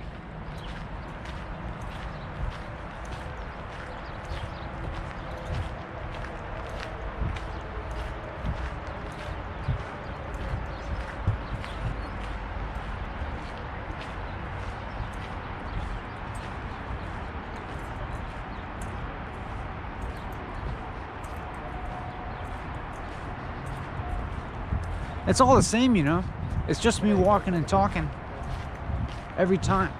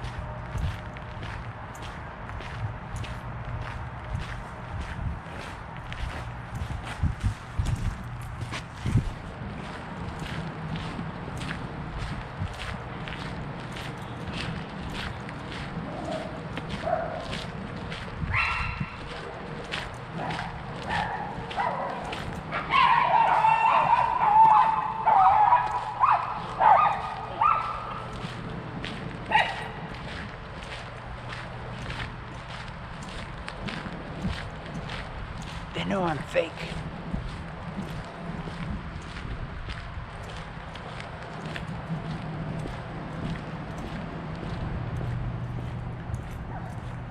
Dogs always know if you're fake.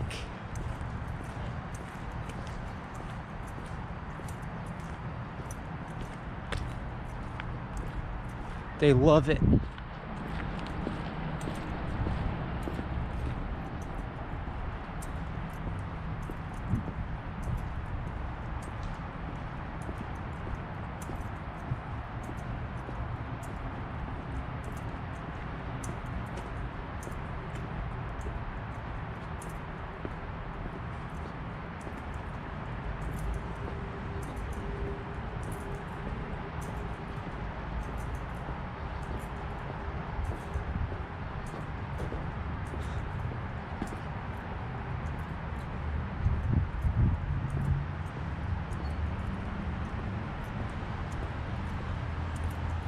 I just can't believe this. Whoa. Look at all this fish.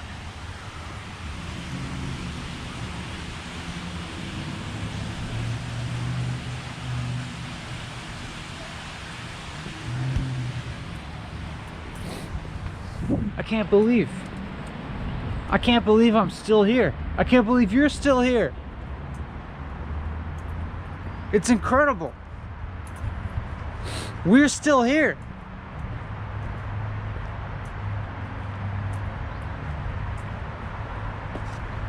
I can't believe we're still here.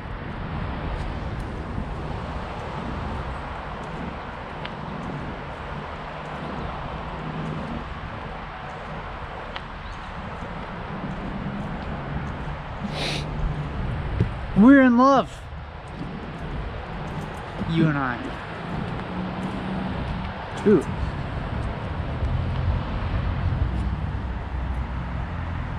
I'm hungry.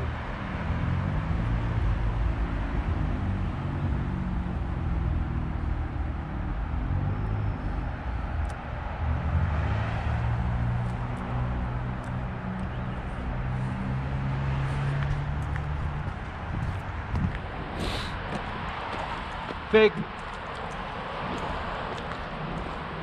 Foraging. I don't know.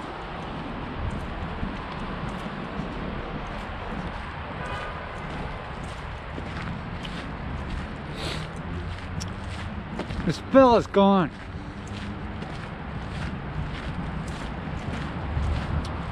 Back to the real world.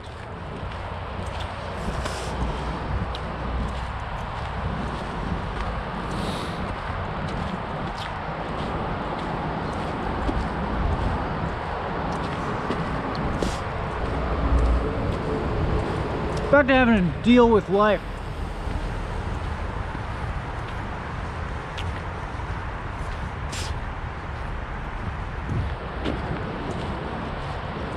Back to having to face reality.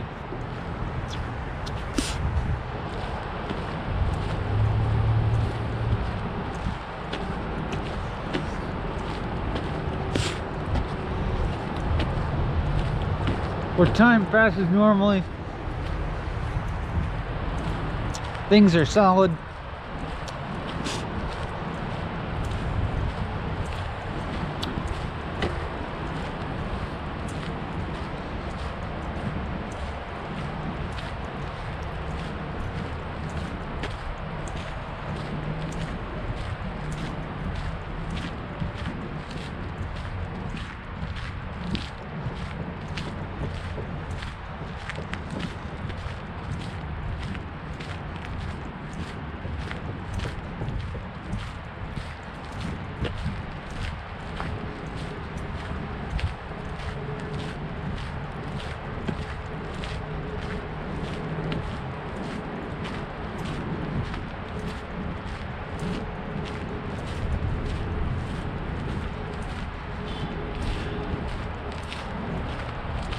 Or we just gotta cope. But you know, I use my fame to cope. I'll be like, at least I'm quasi-famous on YouTube. Crazy! Crazy Ben Bang!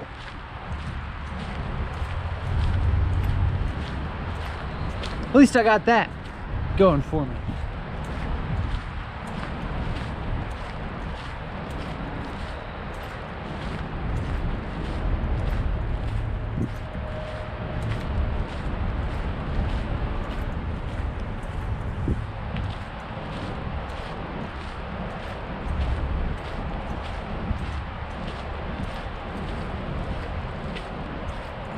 Well, I got more than that.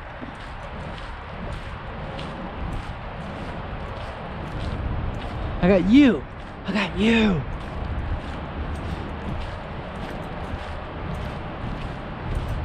I can rely on you.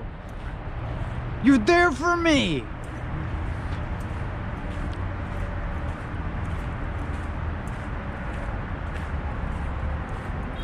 Thank you for being there for me. Thank you for creating me.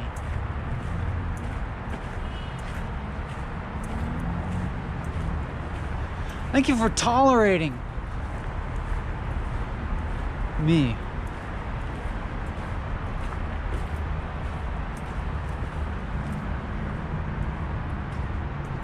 Here's the things.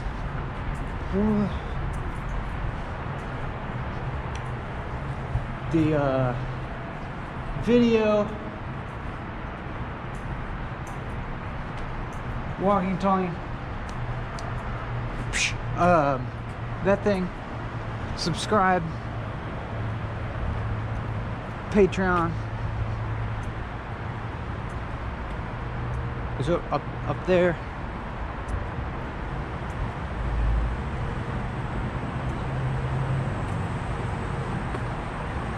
Keep it real. Bye. I mean, bye. Bye.